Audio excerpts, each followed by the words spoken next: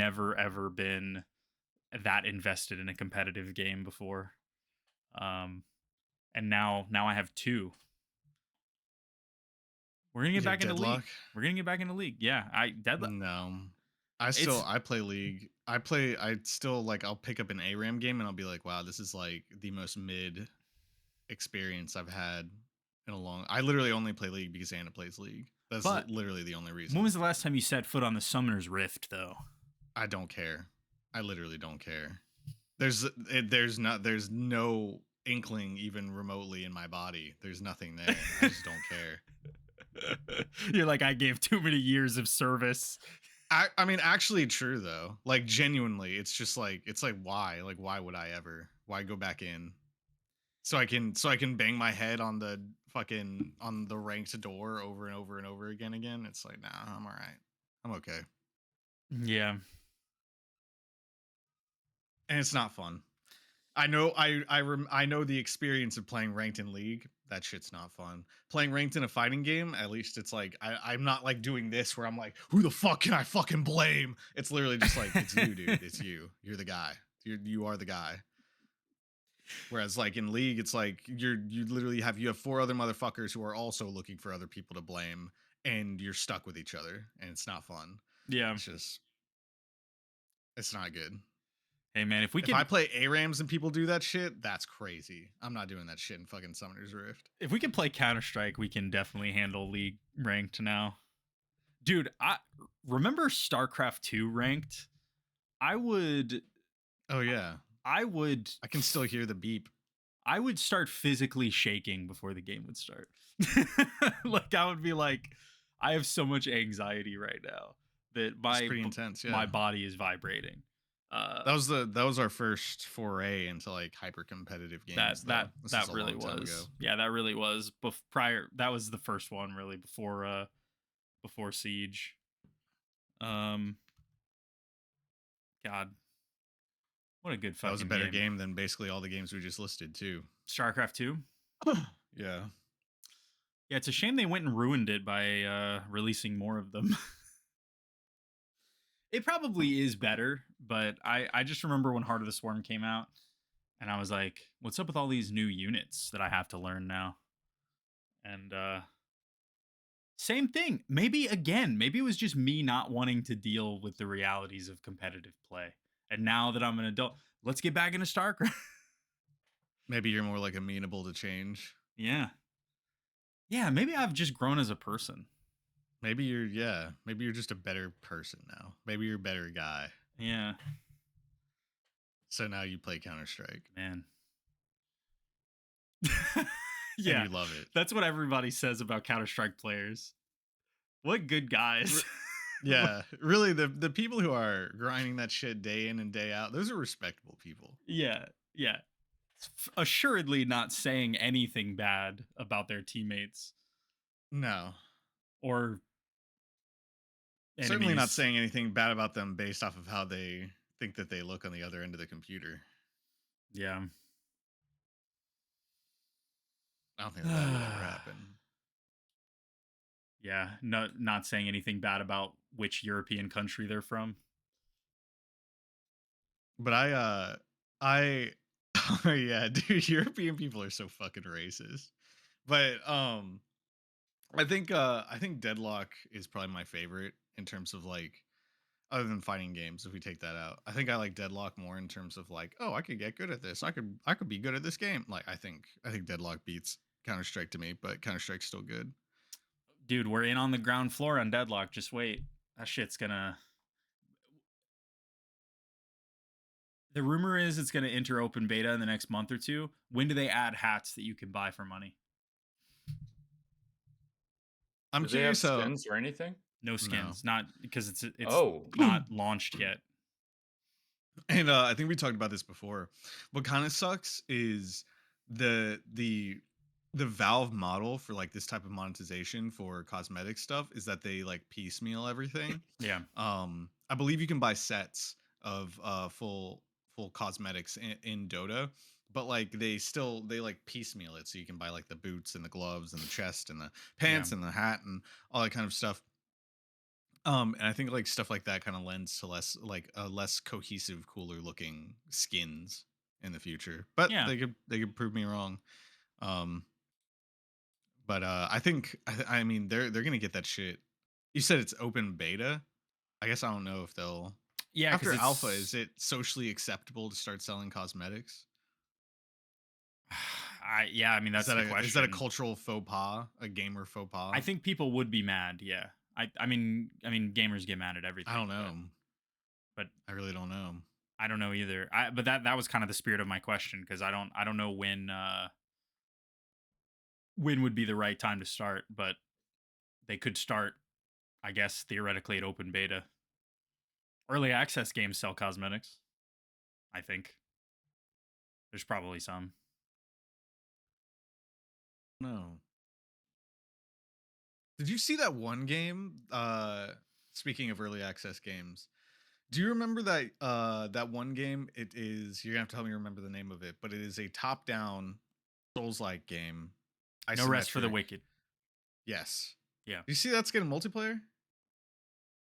I think it's had multiplayer technically, but they just made the co-op progress carry over between, so like all players get progress like how Oh, I all didn't know that. games They should released work. like a big trailer for Yeah. that aspect of the game. That looks cool. That game, Genuinely. I, other than the fact that the president of the company or game director or whoever is the one that's very vocal, there's some guy on that team who gets a lot of shit like once every quarter or half a year because Because he he's a just, dork. yeah, basically he just says really off the wall shit that makes a bunch of people mad and then goes back in his hidey hole and works on his game for a while. I don't know. Yeah, okay. Yeah. It's I'm more, the other thing I heard about it was that the game is too hard, and I was like, sign me up. I'll do it. yeah. It's like a co-op difficult game. That sounds fun as fuck. Yeah, I think co-op games in particular should be difficult. Maybe not GTFO difficult, but um, Oh, that's one thing that we didn't play this year. Split Fiction came out this year, didn't it? Or was it last year? did none of us played Split Fiction? No. Yeah, I wasn't that interested to be honest. Speaking of games and this year, welcome, welcome back. We're back. I don't know why I changed it. We're back. We got a little tradition around here at the Infinite Scale podcast. Um, every year, this is just a thing we do, by the way. No one else does this. Every year, at the end of the year, we go, you guys want to talk about games we played this year? And we go, no, what if we did it in January? Um, It's way funnier that way. yeah, it's way funnier. So it's January 2026. What better time to talk about some of our favorite games from 2025? And I mean, really, the real reason why I do this is because most of my game playing time gets done in the holiday break. So that's when I get to really do some catching up, as it were. But um, but I digress. We've got some categories of aspects of different games or different approaches, let's say, to awarding our favorite games that we played in 2025. Um, Maybe I'll just run down all the categories really quick. Sure. Sure. For the categories this year, it's pretty much the exact same as last year. It is literally the exact same. We have the old game of 2025, disappointment of the year, favorite world, changed it from best. I don't know why. Visual excellence, best character, favorite multiplayer experience, best music, storytelling excellence. That's it. And then maybe at the end we'll talk about some of our favorites that might not get talked about otherwise. We'll see. You guys ready to get started? Hell yeah. I Yeah. love the enthusiasm. Hell Yeah, no, sorry. I yeah. was just reading over my stuff to make sure I had everything. Yes. Who wants to begin with the old game of 2025? Do you guys want me to bring up footage like I do sometimes? Or no? Is that not necessary for this? I don't mind. I like it. Okay. All right. I think it's a better viewing experience. Okay. Yeah, dude. Very well. Who wants to go first? The old game, I put two only because I feel like the one of them was like a very obvious choice, like probably the most obvious choice. We're already like this one fucking is- breaking the rules. Well, this one's already it's this there is an actual one. There's an actual one, but I didn't want to not mention the other one. Oh, I see. Okay, so The you've got actual- you've got an honorable mention, is what you're saying for this category. Basically, the other one is like it's Final Fantasy VII Rebirth. It's like there you go. Oh, is Phenomenal game. That's Great game. that's your actual pick, or that's your honorable mention? That's my actual pick. Oh, But that's okay, all what I'm saying is it's like it's not very interesting. It's Because literally that just dropped like, on PC in 2025. It's like there you go. Now the other one is a game called Rise of the Ronin. right. Uh-huh. Now that game I know went under a lot of people's radar. Oh, and so that you're game is not very going to fun. talk about Rebirth. You're going to let that one go. You feel I like mean, we've- it's fun. Didn't we already talk about it though?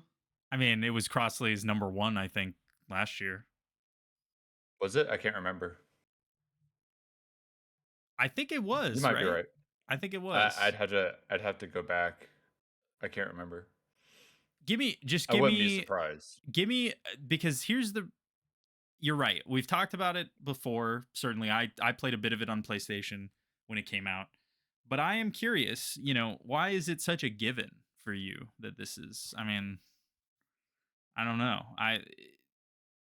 It's that good. You 'Cause were I think just I played. you're just I swept. think I played 2 games from last year, from It's- 2024. It swept you off your feet.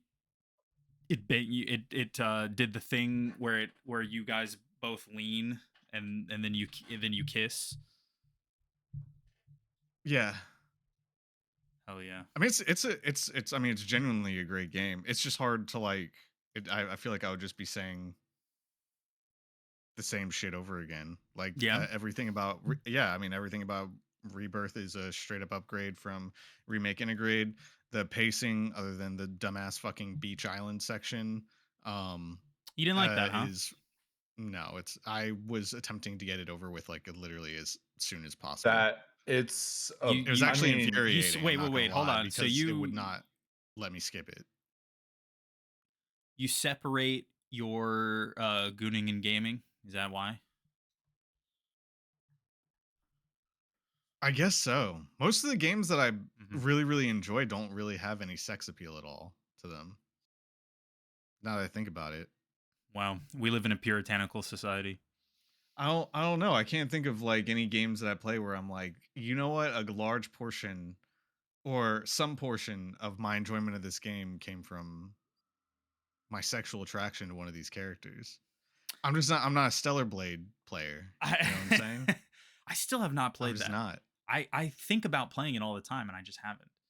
Yeah. Same. I agree with you in the sense that I do find it sometimes more of a distraction than what it needs to be for a game. In the case of Final Fantasy, though, I'll let it slide. There's definitely, I don't know if there's a lot of teasing right throughout all of Final Fantasy. That's kind of Is core to the amongst- identity of Final amongst the Fantasy at this point. characters. Yeah. Yeah. But the gooning of the getting them in the beach attire and all of that kind of stuff. Yeah, it's absurd. Yeah. It's just I don't really care for it all that much. It's funny and it's a funny scene and it's cute to me. But Yeah. other than that, I'm like, I just kind of want to, I want to move on. Especially like the part of the scene where the fucking crazy ass wacky doctor, I forget his name, um, comes in, and then you have to fight that boss, which is a really cool boss, by the way. Hmm. Hmm. On the beach, where he's like subsequently just like taking all of your characters one by one until you have to like figure out how to beat him. Yes. That boss is really fucking cool. Once I did that like that. started, then I was like, I'm so fucking on board again. Holy shit. Like, Yeah. but before that, I was trying to finish. I was literally going on through He like was trying on to fucking finish. I was on Google. I was on a game called Google Chrome, and I was searching constantly for the fucking how to finish each of these stupid little Yeah. games. Yeah. Like it was awful. Yeah. I liked the piano mini game that they introduced in that part. Oh, I did. Yeah, I absolutely did those every single time I found them. I Yeah. really really like the piano one. You know what's really funny is I don't maybe it's honestly potentially I agree with you. In the moment I wasn't super annoyed at that chapter just because if you value your time, then you're not playing Final Fantasy VII Rebirth. I mean, let's be realistic. But Yeah, it definitely wasn't that. It wasn't that aspect of it. I I just found it mean, not enjoyable. I I wasn't having a bad time, is what I mean by any means. But immediately when that chapter ended is when I stopped playing. So I don't know what that says about me as a I don't person. know, dude. I thought the gameplay was fucking awesome. Actually, now that I think about it, I remember around that time was when the gameplay really started even clicking for me too. Like Yeah, around like right before and then right after yeah. was when everything was like getting pieced together in terms of like how it was differentiating itself from Yeah. remake integrate. It was a lot more. It's Oh just my a god, game dude. that's a lot more involved. The shooting Um gallery mini game. Oh man, I fucking aced that thing. Holy shit. I'm the best at aiming at a oh, screen. You don't remember that the pirate one? no, I don't remember it at all. Oh, dude. There's like a pirate themed thing. Yeah. Talk about killing the vibe. Yeah, I honestly don't remember. this was a good section. I thought it was funny. Look at how he's fucking dressed. All right. Oh, Um fuck. Finding the cactuses was horrendous. yeah. Yeah. What a funny game. I'm gonna have to play that finally. Okay. Did you want to talk about Rise of the Please do. Ronin? um I would I would really only talk about Rise of the Run for like a second in that Uh-huh. the gameplay is heavily fucking underrated. It's super fun to pick up like all these different styles of fighting and everything like that and being able to swap between them at any given time. Mm-hmm. Depending on who you're facing, it's incredibly satisfying to slice through and kill people. The skills tree is actually like pretty fucking like wide in terms of how the variance that you can get for play styles, because you can use like bow and arrows, you can use guns, like all that kind of stuff. um and the story is actually really not bad either. The it's it actually presents itself and operates in a way where you really are kind of choosing the way that you want the story to play out, Yeah. meaningfully. So like different characters and stuff can follow you along in your journey, and you can get to your like your story destination in a way that is completely different from anyone else's. um and yeah, the setting's fucking awesome. It's one of those games that I think a lot of people might overlook because it's almost like it feels very last gen in the way that it looks and the way that it feels. But like it there's so many things that's built into the game that really causes it to come to life once you're like 5 to 10 hours in. And it's just like a very very addicting loop, especially with like all the characters that they end up introducing are very very interesting too.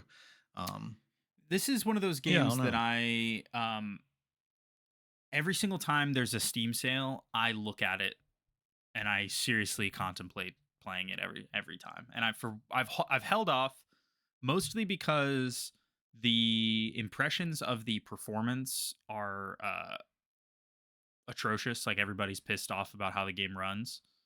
Um, I mean, it didn't bother me. yeah, Yeah. It's always hard to tell if it's something that's actually a problem or PC players are just very sensitive. But um yeah, I Yeah, agree. I legitimately didn't have any problems with it. So, Yeah. I'm going to give it a shot but one yeah, of these days. oh yeah, the map is fucking huge, dude. Holy shit. That's also another reason why I haven't And gotten into this at all. I'm like, Jesus, I don't need that right now. it does the thing too. Yeah, I bet it does. um okay. Nice. Crossley, Yes. you ready? You ready or you My okay. yes. My old game Uh-huh. is Like a Dragon Infinite Wealth.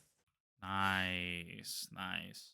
How Yeah. I how feel like I often uh-huh. sorry, I just wanted to ask really quickly cuz No, yeah, yeah, yeah. how Go. how often do you feel like games that are on our lists like have we ever given a game a slot in the 10 and then also given an old game like after, you know what I mean? Like have we ever like played more and then been like actually this game fucking still rules?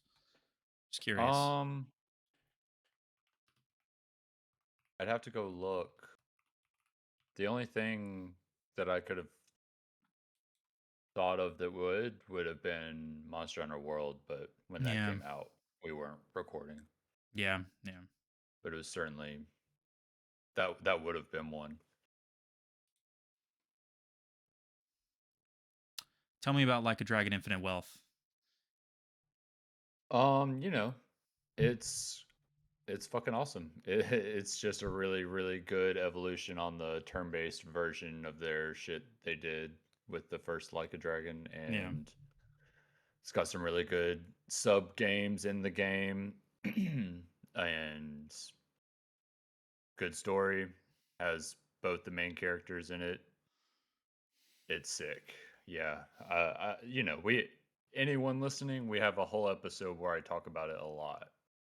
So there's my thoughts and opinions there, but this game is awesome. And when I was looking at all the old games I played this year, this is definitely like the one I Yeah. think is the better one. Hell yeah, man. Yeah. Yeah, it's man, I just downloaded Kiwami 2 on my Switch. Oh, Can't really? can't wait to get to number 8 after 10 years. Yeah. We'll see. Um This shit's good though. I hope I yeah. finish it. I don't know if I'll finish it. I look at it a lot in my library, and I think, ooh, that would be Yeah. fun right now. But you know, new shit's just always coming. But one day I'll chip away at this more. Maybe we'll see. It's just you know these games are so fucking long. It's crazy. Yeah.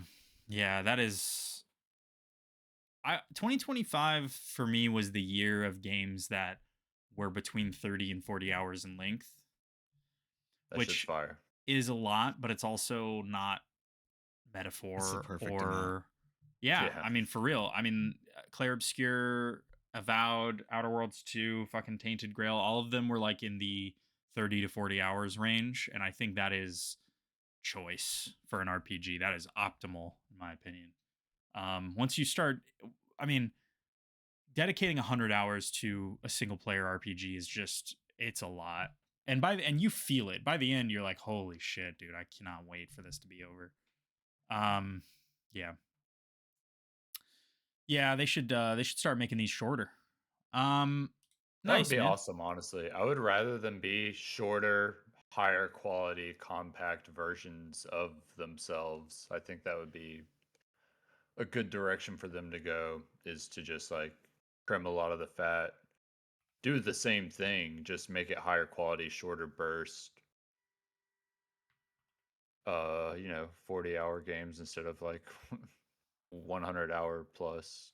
It's weird that you guys get to all go by your last name and I go I'm going to just start typing Chandler. I Um call you Chandler. I know you do. Yeah. I know you guys do. No one else does. That's why it's I'm confused. Um What do you got? so this would be a cheeky opportunity to slide in some kind of Counter Strike 2 or Deadlock or whatever, but no, we don't need to do that. If I put Deadlock in, that would actually be an example of something that was on our list last year that ended up. Now that I think about it, because I think we gave Deadlock like number 10 or something last year, just as like an honorable, like, hey, this game's pretty cool. Um, no, my game, my old game of 2025 is something that I played in the middle, like around March, and I just couldn't put it down. Um, yeah, it was one of those moments where I don't know who this is. Game grader. Damn, dude, you could call yourself anything these days. Um, I Frostpunk grabbed me extremely early on, and then I couldn't stop. I started playing it on Game Pass, and um, I finished the main game, and then realized there's a bunch of DLC campaigns, and there was a sale going Isn't one of on. them a prequel or something? One of them is a prequel. One of them is a kind of a concurrent story. One of them takes place after. There's a lot of like they do some interesting stuff with those. I wanted to play those, but I was playing the Game Pass version, and it wasn't on sale on Game Pass. All the Mm, DLC and stuff wasn't on sale on Game Pass. So I just bought the game on Steam and then played through it again just to get to the nice. DLC part. Yeah. Um yeah, Frostpunk Frostpunk's awesome. This game rules. Everybody kind of already knows it. I was a little late for sure on this. It was one of those that I just never really gave a shot. For whatever reason, I remember um having played it a little bit on launch and then just being like, I don't understand, and then just not going back to it. I get it for sure. It's it's got this ineffable one more turn quality, except there's no turns. But like that feeling of being like, I don't want to stop because I'm in a groove right now. My citizenry is happy or unhappy depending on how you want to play. I mean, you could be I think my first successful run, I was for sure an authoritarian nightmare.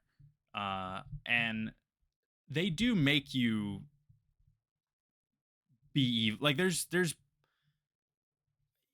I think if you get good enough at the systems and the mechanics, you can get to the very end without enacting the very like harshest laws or whatever.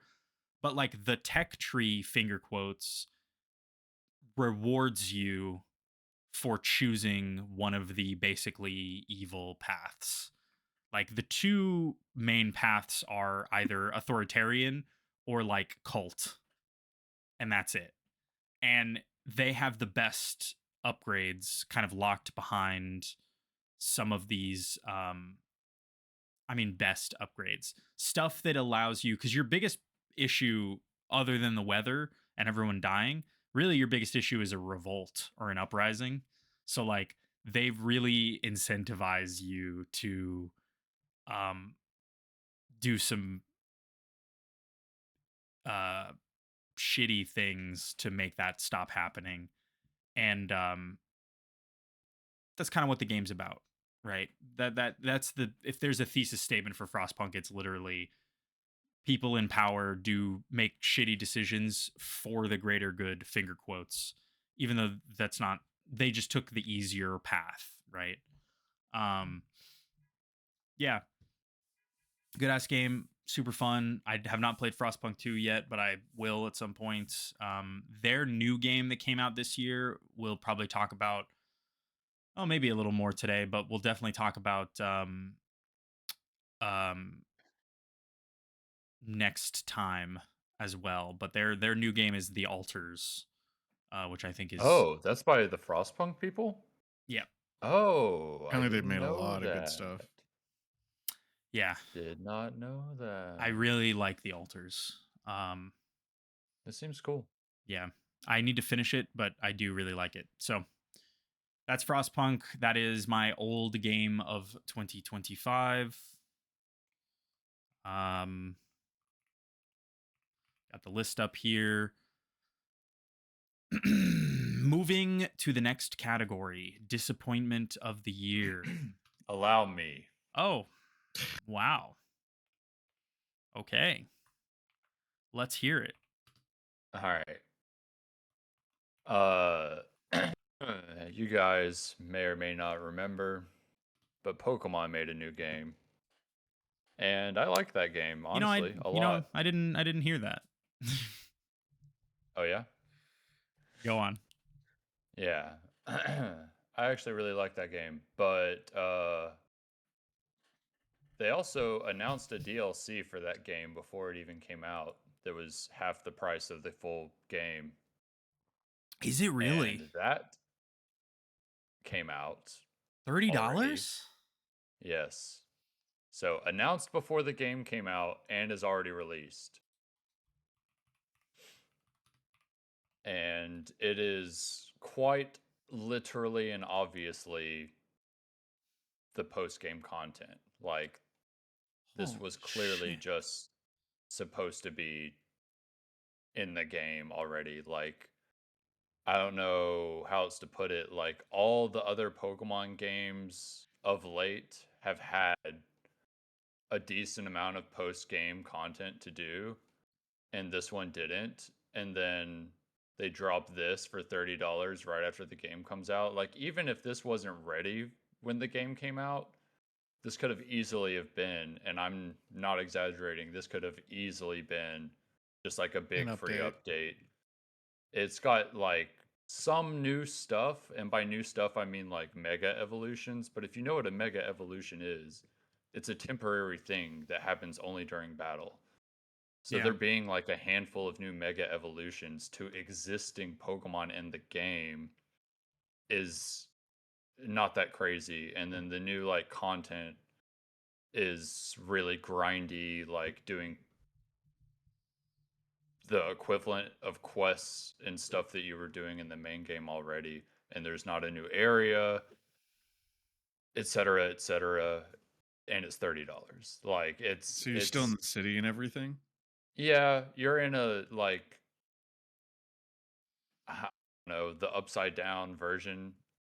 Like, it's like it's I a different got you, color, yeah. but and you go through a portal and you're still in the city. It's a different city. It's the same city, but it's like, glowing or So whatever. it's like Link Between Worlds, but Pokemon. Oh my god. That's a great game. Yeah, it's like that, but not good. Or was it Link to the Past that had the Shadow World also? Or no? I don't remember. Anyway. So, I mean, I don't know. There's maybe a world where What's up with Baxcalibur? he's a fan favorite from Scarlet and Violet. Gotcha. He's an ice dragon that gets a sword on his back. Oh, fuck. That sounds Yeah, pretty and sick, he has actually. a signature move where he uses that. And he kind of looks like Godzilla, so people really like him. I still think it's insane that the entire game takes place in the city. That honestly That's like wild to me. It's honestly not an issue. It wasn't bad. Yeah, it does get a little bit monotonous, but it's not as bad as you're thinking. But I think the thing is that they just didn't come up with enough, in my opinion, having only played 65% of the base game, let's say.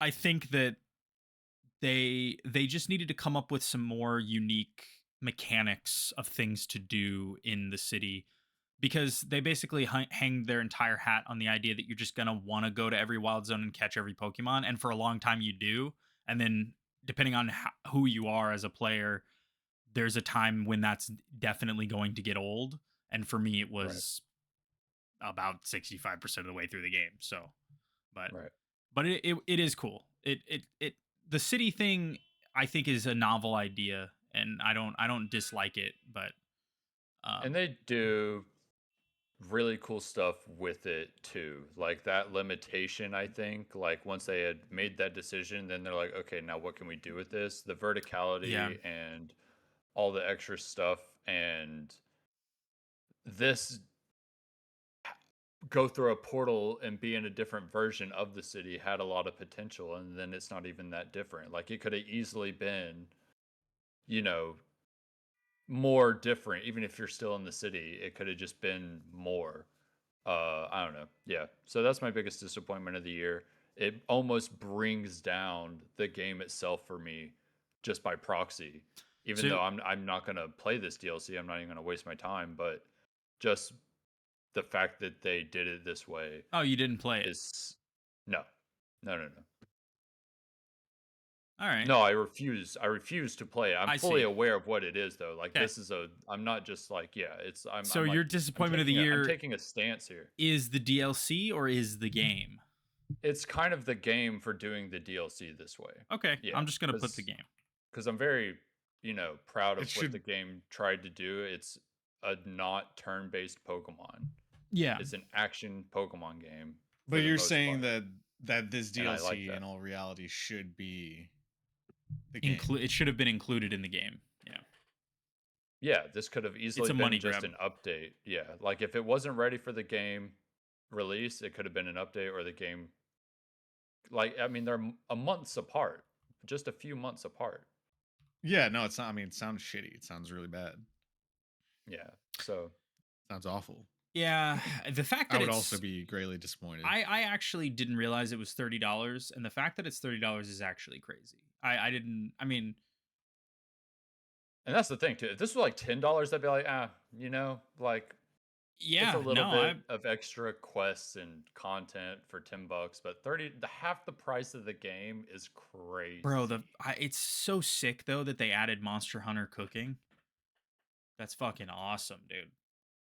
Look at this. Yeah, it determines Look at that. Monster Hunter's a good game. the portal. It determines the portal. It determines the portal. The donut you eat determines the portal that you go through. That's It fucking becomes stupid and cool at the same time. I love it.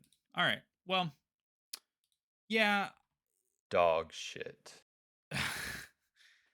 $30 is nuts. That is crazy. Okay. Did they have a season pass? So here's another layer. I didn't want to keep belaboring this, but so the Scarlet and Violet kind of did a similar thing where they had a shitty DLC Uh-huh. first, and then they had an amazing DLC. And that's kind of not fair. There's some good stuff in the first DLC, but most of the good stuff is in the second DLC. And you have to have and complete Oh, the first DLC to even see. access the second DLC.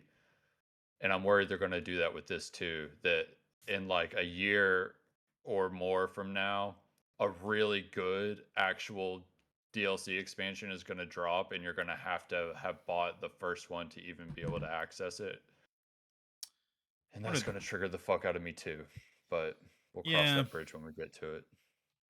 No season pass that I saw though. Yeah, no, I don't think there is one. Crazy. What an interesting situation. I had paid a little bit of attention and didn't feel outraged by it, but the price is crazy. Yeah, that's my biggest issue, honestly. I mean, overall, I'm disappointed by how they played their cards there, but the price is like, what the literal fuck? Because I'm sure a lot of people bought it thinking it would be more than that. Like, they're Yeah. not even going to look. They're like, oh, Yeah. Pokemon DLC, I love this game. Like, $30, it must be fucking crazy, right? Nope. It's not like, you know what I mean? Like, if you don't do your due diligence, which I don't know, I'm kind of assuming, but Yeah, I mean for $30 you would expect like remember back in the day you played Crystal or Gold or Silver or whatever. You beat the Elite Four, you got to the end of the game, and then you realized the entire continent from the first game was in or from the first generation was hidden in the back end of that game. yeah. Holy shit. Yeah, I mean imagine a DLC where it's like $30, but you get a whole second city that's Yeah, different, that's actually different. Um, yeah. Um, that is I interesting. feel that. Um, Merced, disappointment of the year. Uh, uh, You want me to I go? had to put it up. I had to put rematch. I Oh, also put really? rematch. Oh wow. Whoa. That's Okay, Well, fucking do funny. tell. That's I didn't that's play fucking this, so I'm hilarious. curious. Because from my perspective, everybody really liked it. So what happened? I Oh mean, man.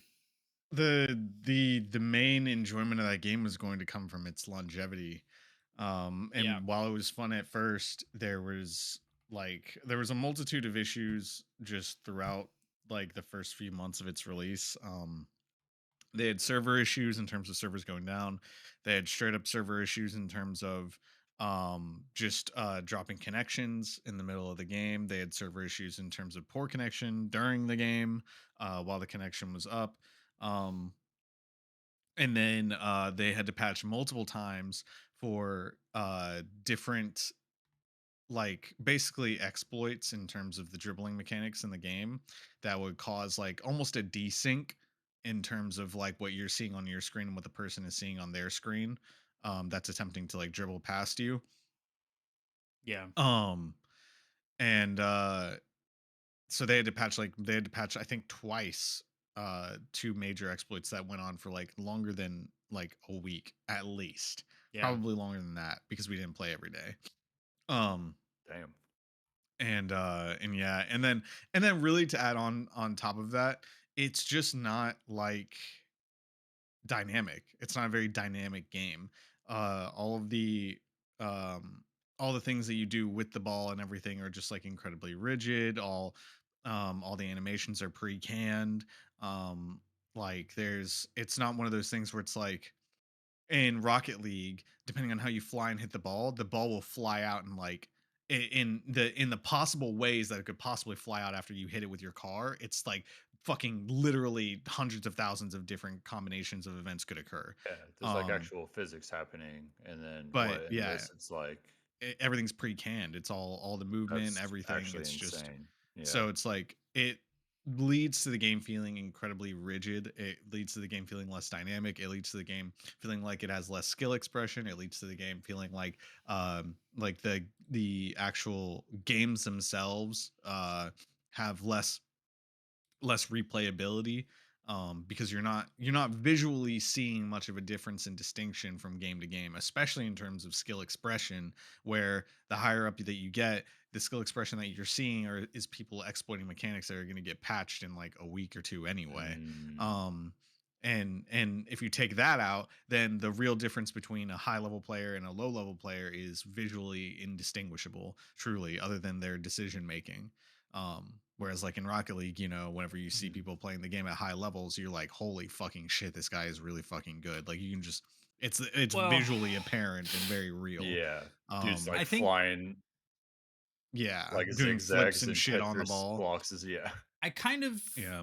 I mean, I agree with what you're saying in terms of, yeah, player expression and things like that. I do think that they were trying to minimize uh individual player expression with team expression or team tactics. So they were really trying to emphasize um passing, and like if you think about every match of rematch that we played, and we played, I mean, we did play a decent amount of this game both in beta and then after release. I would say that over time, the main thing that became clear is that the difference between a good team and a bad team is how effective their passing is. Um, to me, if you watch high level rematch play, you almost always see a team that passes in ways that more resemble actual football, right? Compared to a very like mechanical uh feel at the early part where you're trying to learn how the controls work and learn how the passing mechanics work and things like that. And to me, um, this game does really struggle with player onboarding and rewarding experimentation. Like as a player, initially you kind of want to carry, so like you'll get into games and you'll see people who like refuse to pass and they just try to dribble their way out of every situation. And that's cool and can be really satisfying, and obviously there's a place for that, but the reality is passing does a lot more than you think, in the sense that it obviously confuses them, and more than that, it forces movements and positioning to reshuffle in a way that you just dribbling your way past a defender does not. And so you end up in situations where you're literally just running the ball down the field only to get it stolen, and then sending it back down the field only to get it stolen in very obvious ways. And it just makes the game feel very samey. Like every time you play a match, it's just like the same shit happens over and over again. Um, I think overall, it's disappointing for me because of the technical issues made playing the game around launch not that enjoyable, and it made us stop queuing. It made us stop wanting to play as much. Netcode issues, registration issues in terms of like goalies saving balls that, or like not saving balls that seemed like they were in the way of, you know what I mean? I think goalieing specifically is the jankiest part of this game. I don't know if you agree with that, Merced, but in my opinion, that's unacceptable. Like goalieing has to be the first thing you get right, because that is the difference between winning and losing, you know? Um, but there's a lot of instances where like like the dive catch mechanic, that Yeah. there are a lot of instances where you really feel like you've dove and you're going to connect with the ball and you don't. And yeah, I mean, certainly in some instances that can be the player just misjudging distance or, you know, things like that. But it really, Could be a it, visual problem. yeah, it feels like lack of visual clarity or, you know, netcode issues. There's a lot of hitching in that game. Like I remember like connection problems, like people lagging, our team being unable to match. Do you remember when like matchmaking was a big problem at launch?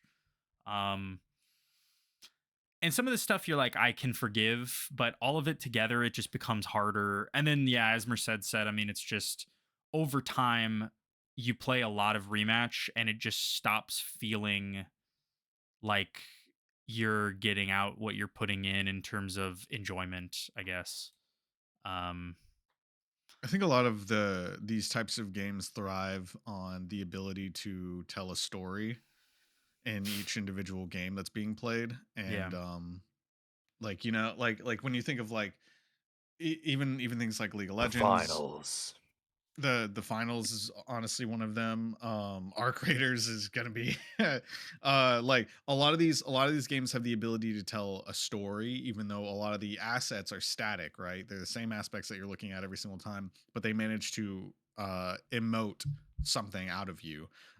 In like rematch, just there wasn't really like a whole lot of times where like you come out of that game and it's like, wow, that game was in a different experience than like the last game that I just played.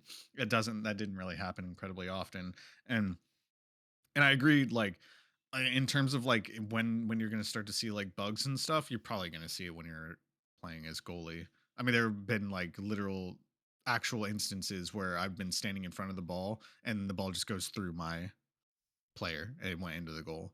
Like that has happened, and it's not like, oh, that's bullshit server. Like it's literally I was standing still and the ball went through my character. yeah, um yeah. like things like that will just happen a lot. But yeah, the I mean, it is funny. You can make some funny ass characters like this guy's got, Mm-hmm. but yeah, Ronald it's just McDonald. it could have been more. It could have been more. I think they could have.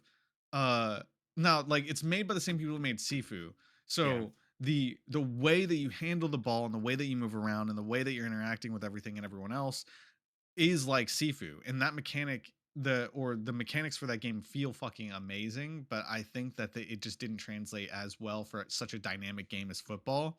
I don't think it translated as well as they really wanted it to be completely honest. I think yeah, someday someday someone is going to make another crack at something like this, and they're going to be able to get the fluidity of football down, like the feeling of controlling the ball and like moving it around and everything, rather than having everything feel so rigid and um basically like predetermined. So, Yeah, I but yeah, mean, it seems like a lot of people agree with us. it's not it's not to say that it's like bad is not the word I would use, but No. disappointment I would absolutely say. And especially because like coming out, like we were all vaguely interested in this game because it was slow clap, like the Sifu people, like uh Sifu seemed to hit for a lot of people in terms of like the physicality of it, and it was a very an enjoyable concept and gameplay, even though I think the tuning of that game difficulty wise was a little bit on the harsh side, but um so I think people were looking forward to this game, but I don't think until we actually got hands on with the beta that we realized how good it was going to feel. Um so I mean at launch they had 92,000 concurrents, and now uh And it what? never went back up. That's crazy. That's I mean we're like 8 months on from that, and it's at 4,000 as of last night. 5,000. So, Yeah, it's too bad. yeah. Yeah.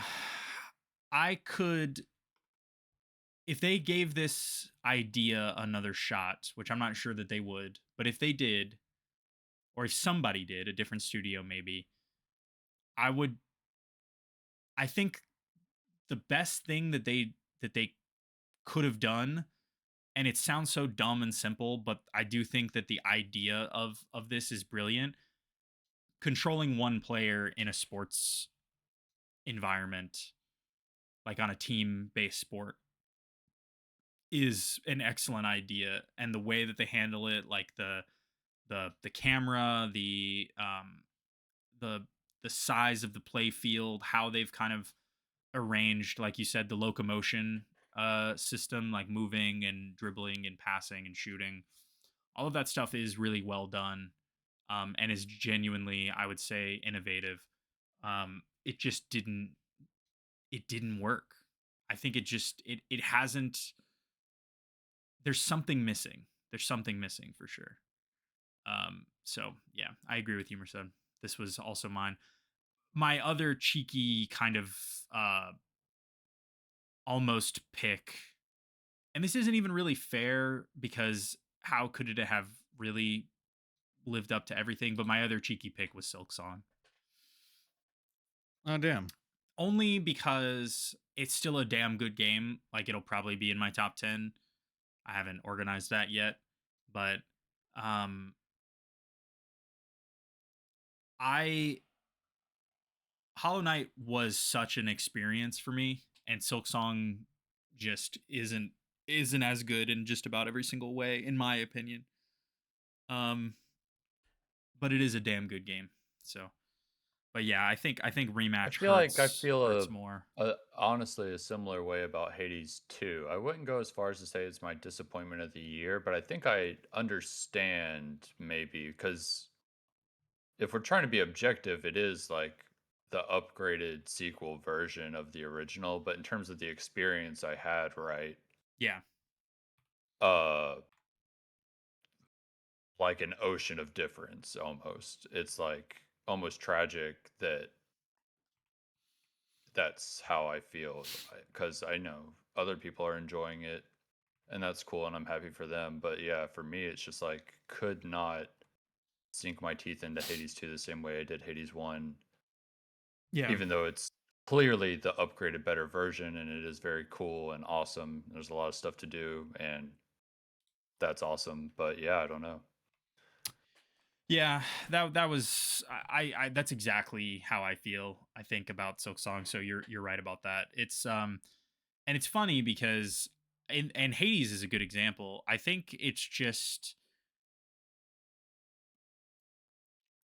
there's something, you could almost say Dark Souls games are similar, where it's like there's something about a game that grabs you, and then a sequel has to fight twice as hard, I think, to have the same level of impact.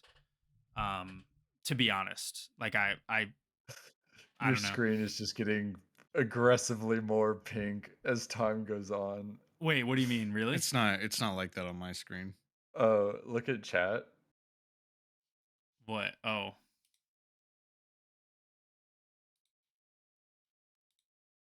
Oh, that's really funny. Damn. Pretty cool though. Yeah, I mean it's doing it for me, but it's just like getting crazier. Damn. It's not doing that for you, Merced? Anyway, It doesn't look like that for me either. No. Weird. hell yeah, dude. Um, that's really funny. Okay. Um, Sorry, didn't mean to derail you there. no, you're good. You're good. I think we can move. So next category is favorite world. It's your turn to go first. It's my turn to go first. Okay. Let me look at my. Yes. Oh, I know what I you guys are. wonder. I know what you guys are gonna pick. I wonder. Okay, maybe not. I don't know. I put Avowed here. Ah, Yeah. I put Avowed here only because, and my second on the that I have on the list is why I say I know what you guys are gonna pick. Because the second one I put is Clair Obscur. Um, I really went back and forth between the two a lot, and I do think, in terms of world design, Clair Obscur is kind of insanely strong. Um, I think the thing that really grabbed me in Avowed is the lore and the world building, like everything kind of surrounding the game and the context. I accidentally closed out of YouTube. Um, there is just something about it that appeals to me, and it's kind of unfair because they had games already in that series. In in the case of Pillars of Eternity 1 and 2, that they're allowed to like kind of crib from, so it's not even really a fair comparison. But I didn't play those games also. I mean, I played Pillars 1, but maybe let's say 5 hours or something. And that's another 100-hour fucking game or whatever. But um there is something very appealing about the mix. Every Think about it. Ever since Lord of the Rings, every fucking fantasy game or world, TV show, book, whatever, tabletop role playing game, they're all trying to find a unique spin on pretty old shit at this point. Like dwarves, elves, fucking, I think Dragon Age also does a good job of this, for instance, kind of twisting the really generic uh overall details into something that's a little bit more engaging than just doing that again. I just think Avowed, other than like the kind of visual and I guess archetypical aspects of those, there's basically none of the Tolkien-esque high fantasy stuff in Avowed at all, which is really interesting. Like there are dwarves, um, but and they do like forgery and shit like that, but beyond that, it's kind of everything else is so weird that it doesn't even feel like in the same genre. You know what I mean? Like, um, there's yeah. Even from the character creator, you can tell it's like, oh, this is a bunch of weirdo shit. Like not the standard fantasy. yeah. Yeah. I mean, just from the design of everything, like visual design, and then Yeah. I mean that's not to say anything about the way the characters kind of engage in the world, so like the death and rebirth cycle and all that stuff, how souls work, and it's just kind of a known fact that when you die you're going to come back eventually, um and that kind of changes the way people interact with each other or feel about things or feel about death and religion and all that shit. I mean, it's kind of just gods are like an objective reality. And I think they handle all of that stuff really well and really smartly. And it was the thing that really kept me playing through what I would consider overall like a good game, but not like an amazing game by any stretch. And Yeah. and for me to basically just keep going, just to get more world building, more lore, and more um detail about everything, I think speaks really highly to um just the quality of the game, which like Claire Obscure has really good world design, world building as well. It's really strong. I think it, that game is more of an overall like all parts are just firing better than Avowed is. So if I was going to give Avowed any kind of major recognition, it was going to be here, because Claire Obscure is No, I understand. Yeah. certainly Yeah. a better game, um but yeah, I No, mean yeah. No, th- I totally get it. it just kind of makes sense to fit here. Um the plot is good. And I almost did the same. Sorry No, you're to good. I almost did the same in my pick. It was really tough for me to make that call though, but I thought about it as well. It's just like there's, a few decent options this year. But yeah, for me it's certainly I just had to go Expedition 33. Yeah.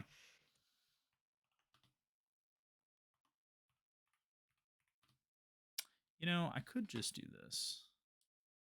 I have all of these, pretty much all of the games that we're going to talk about written down on my own personal list off to the side. So I could just do that. There we go. It's easier than typing with one hand. What's my other hand doing? You know what I mean? It's holding my microphone. It's holding my microphone. Do you know what I mean? I need a mic arm. Every time I see Merced just lazily sitting around and having his mic always positioned perfectly in front of his face, I get really jealous. They're pretty cheap, dude. I think this thing was like $10. I know, there's really no excuse. There's no I just because I'm always like, I'm gonna get a different microphone. I'm constantly being like, I'm gonna get a different microphone, and so I'm not gonna buy a mic arm for this microphone. But really, it would probably fit both. Yeah, so what it is you get like a screw that's compatible with the bottom of your Yeah, microphone, and then that goes onto this thing. yeah, This thing doesn't come with the screw. I Or see. generally they don't. You I have to see. buy a screw that's compatible with your microphone. So it'll fit anything. Yeah, I should. There's no excuse. I mean, my desk is pretty full, so I guess that is one excuse. But then maybe with a mic arm it'd be less full because my mic doesn't just sit on my desk. Okay. Crossley, did you want to talk any more about why you picked Claire Obscure, or you feel like we're gonna go through all that at some point? Yeah, I mean, we all get it, right? Yeah, we kind of And do.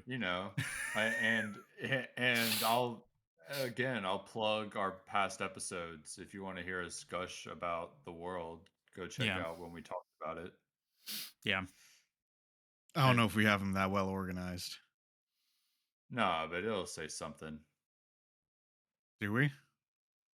I mean, I always put in the notes in the show notes what we're talking about, so you'd at least be able to narrow in on the Claire Obscure episodes. But Oh, okay. I don't have it time stamped, no. And sue me. I don't know. No. No, you're fine. I think I actually did timestamp. Not did I do the last one or the one before? And it took a shockingly long time, and I was like, "Fuck, this is why I don't do this." You gotta be like Northern Line and do it as you go. That's what he brother, does. Northern Lion pays a guy to do that. No, I remember back in the day he would literally like take the time to like write in his notepad. Before he got big. Damn. Well, that's why he got big. That level of dedication is why he got big. Merced. Should I just say something else, or What's your pick? Is it the Northern Lion Extended Universe? it's Expedition 33. Oh, okay. Do you want to say anything about why you picked Claire Obscure Expedition 33? I I mean, really, it comes down. I think Why am I doing ultimately, this? in terms of the world, it comes down to it being insanely unique. Um, and none of the other games that really came out this year Uh-huh. rested their laurels on like their like world crafting or anything like that. I didn't get all that interested in Avowed. At the end of the day, for me, Avowed just came off as another high fantasy medieval world to explore and like learn about the different factions and stuff like that. Whereas Expedition 33 had like a cohesive world that had a rule set that I had never seen before, Yeah. or had learned about before. It was just incredibly unique. And then on top of that, it had the well, what are they called? The Spirited Away vibes, of like just a Whimsy? whole new. No, I know there's a word for it. I just can't think of it right now. But it's a fantastical world that feels as though it's living and breathing separate from the individuals who you're watching, like traverse through the world. Um, but with like tons of different creatures and um, Hmm. yeah, just but it's yeah, it no other game really presented such a unique experience. So other than I guess like honestly you could say like Monster Hunter Wilds, but we've seen this before, so it's not like Ooh. Have you seen the talk around that game recently, man? People are not happy. What's up with I that? see different things. See I see people who are jumping back into it. I know Jin put in like fucking 100 hours recently. Crossley put in like 20-30 hours on a dime, just super easy. Apparently they're still pumping I've out a been shit ton playing of it. Yeah. content. I did see. Oh, I think I know what you're talking about. So that thing that they were talking about, um, where they said that the DLC checker that is built into the game was Yeah. causing the game to run at a exponentially worse rate. Um, that you can actually find a Digital Foundry video where they debunk that. So that's actually Mm, not true. yeah. That ad or yeah, it's essentially an advertisement, but that ad checker, that DLC checker, um only runs whenever there is a new notification for new DLC that has just come out that you have not cleared yet, and the cat in the World Hub has the notification going, and you are also next to the cat. I That is the see. only time. So yeah, and then once you talk to the cat, and then the notification clears, and it's no longer in the Yeah. notification queue, the game runs totally fine. And regardless, even if you're not near the cat, if there is a notification in the notification queue, if you're not near the cat, it doesn't matter. I It mean, doesn't actually it it does doesn't actually change anything. it does though seem like that game did not hit as hard as Worlds did or World. I mean, Um, I think the main thing from my personal perspective, um, the thing with World is that I feel as though a lot of people are looking back on World as its full cohesive package, that is presented as like when people think of World they also kind of think of Iceborne, which Iceborne was fucking phenomenal. But even if mhm, you take away Iceborne, the package of World itself without Iceborne is yeah. like a 5-year deal. That's like 5 years of fucking content. Yeah. Whereas I think I put like 70 out, dude, like easy 70 fucking hours, and I could have gone even further and gotten even more, if there weren't other games and shit coming out. But 70 hours just in the base package alone, I think is fair. And a lot of people also forget that on world release, that game ran like fucking dog ass. Yeah. That game was horrifically bad on I mean, PC so actually. was Wilds, to be fair. I mean, it was not great at launch either. But No, but I that's think kind of World par was for the closer course to for them. not. I think World was closer to not playable. At Yeah. least from my memory, I remember I it being mean, pretty bad. I remember picking up World at launch because it launched on PC after is my memory as well, like maybe 6 months to a year after. I remember Yeah. picking it up on PC and then realizing it didn't support ultra wide, and then I would have to play the game with huge black bars on either side, and I was like, holy fucking shit. I do think that there is kind of an expectation that's different now compared to when World came out. Like think back to what was it, 2018? 15 when World came out. I don't even know. I don't know. Something like that. 2016, 2017. Okay. 2018. Is that real? Jesus. Feels a lot longer ago. Think back to then. I think Japanese games in particular had not quite fully adapted to the PC as a platform that they wanted to support. And so it was much more common for those games to come out in a weird state compared to now, where, like, I mean, okay, yeah, Elden Ring kind of wasn't in great shape on launch either. It still Um, technically isn't, in my opinion. Still kind of funny, but I mean, I think the expectations have changed a little bit around how games run at launch, where people have higher standards for those games than they did around the time of World's launch, in my opinion. But I get what you're saying. There is something to me that just feels very different. I almost feel like the increased focus on story and continually increasing focus on story is in Horrible direct. decision. What's that? Horrible decision. Bad choice. Yeah, bad choice. And I keep it's so funny that I always have to go back to this. I always go back to that fucking game that you and I played, Crossley, that Wild Hearts. yeah, Wild Hearts, that had objectively shitty performance on PC as well, but we put up with it because we were like, this game fucking rules. It And fucks. And I really want a Monster Hunter game to be as good as Wild Hearts, and it just hasn't happened for me. And I think it's because Wild Hearts got it. They got the flow. Like the building and whatever, that's an extra thing. It is cool, but you don't need that shit. The bigger thing is they got the flow of old Monster Hunter down without also bringing in the things that made old Monster Hunter a little bit, I think, too involved in terms of like things you need to do in preparation. Yeah. Well, I think Wilds is incredible. So, Yeah.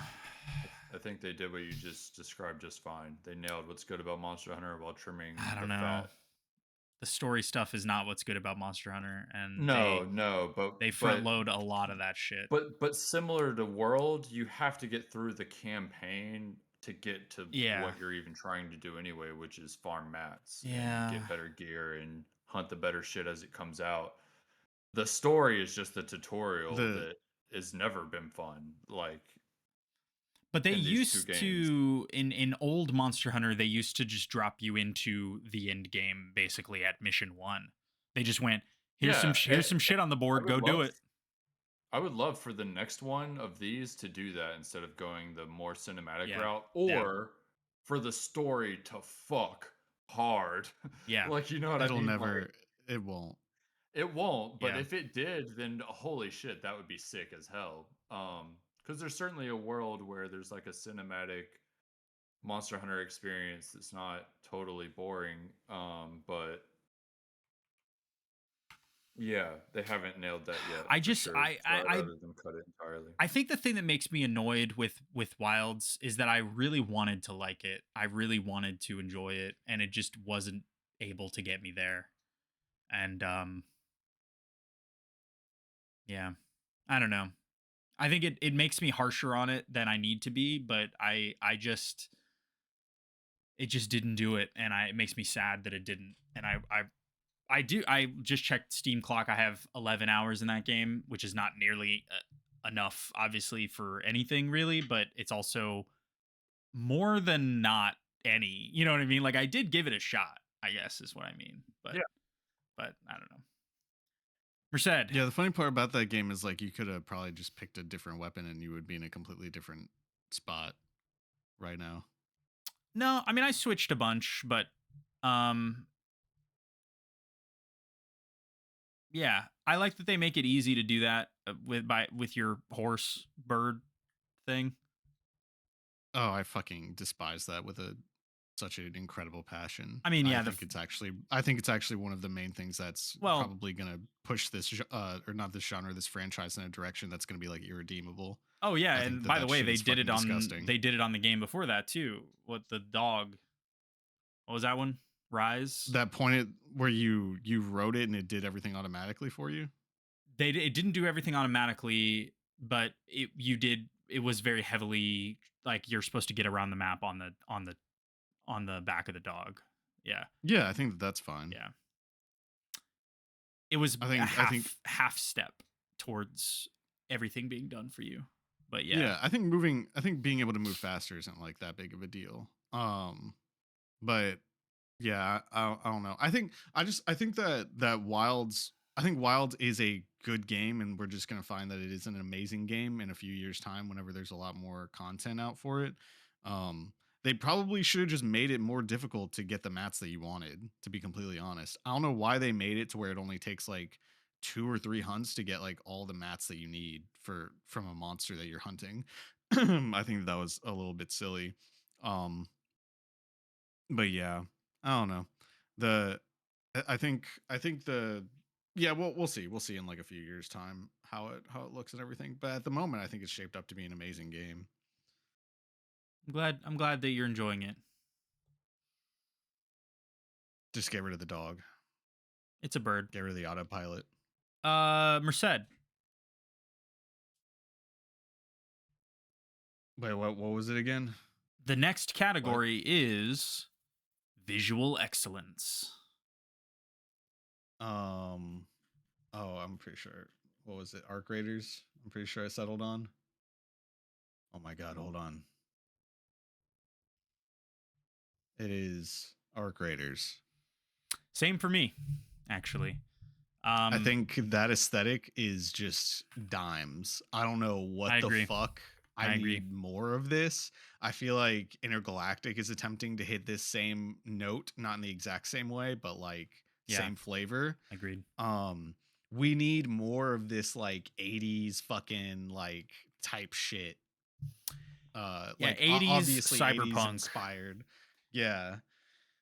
I don't know what it is, but that shit slaps, dude. That shit looks amazing. You know what it is? It's original Star Wars trilogy. It's the vision of the future that we had in the 70s, the 60s, 70s, and 80s made tactile. You know, it's like a very like big buttons and like old like monitors and things like that, like old like before everything was a touchpad or a hologram. Exactly. Like everything is like something you handle, but then same with Alien, right? Original Alien is that way. You know, there's something appealing to me about having insanely futuristic robots and also CRT monitors. Or like being able to travel to space, but you know, have like mechanical keyboards in your space shuttle or whatever. Like there's just something weird about all of this kind of dissonance between these things. Yeah, I picked Arc Raiders, and it wasn't even hard. I mean, there's a lot of good looking games this year. My backup was actually Silent Hill F, which is an insanely good looking game. But the reason I picked Arc Raiders is because it's not even just the design decisions, like what you're saying, like the visual language of it. Just technically, the game is insanely good looking and it runs really well, which is really weird. But there's moments. Think about all the moments that we were playing Arc Raiders, and then I don't know if you guys said this. I would just stop and be like, "Holy shit, this game's beautiful!" Multiple times out loud. I mean, like you like, especially like when your first time on Blue Gate and like you spawn on the part where you're able to overlook the vista, and then you're just like, holy oh my god, fucking shit. Yeah. And you can see everything. You can see people like a million fucking light years away. And yeah. And the like diversity of different biomes and maps and things. It's crazy how good that game looks. Yeah. I don't know. They managed to make it not look like an Unreal Engine game too. It's Unreal, isn't it? I think we've been over this before, but I don't remember. Oh, whoops! I forgot to bring up.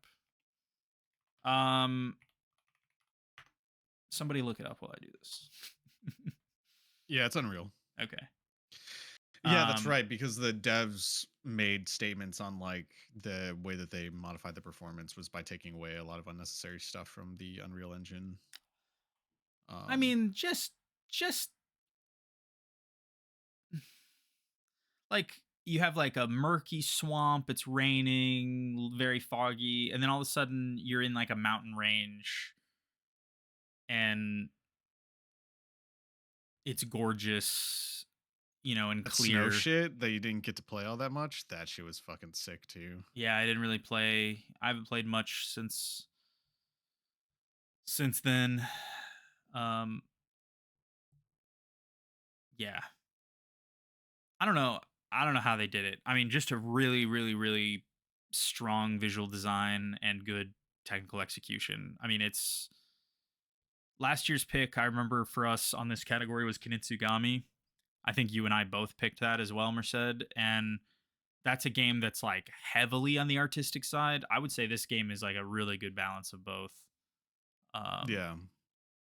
uh, There's like, I don't know, dude. I love the way they did the smoke in this game too. Cause like, I don't know if yeah, you notice this, but like when you get into a firefight and like shit starts to calm down, you're still seeing like smoke like move and linger across like yeah, the whatever the building and the area that you're in and stuff like that. Like small things like that.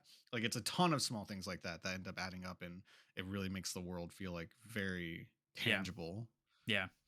I think this unfortunately is also a game where the just the amount of time that it's on the market has really like Siege, like how we talk about Siege, it's going to change the meta and change the way the game is played.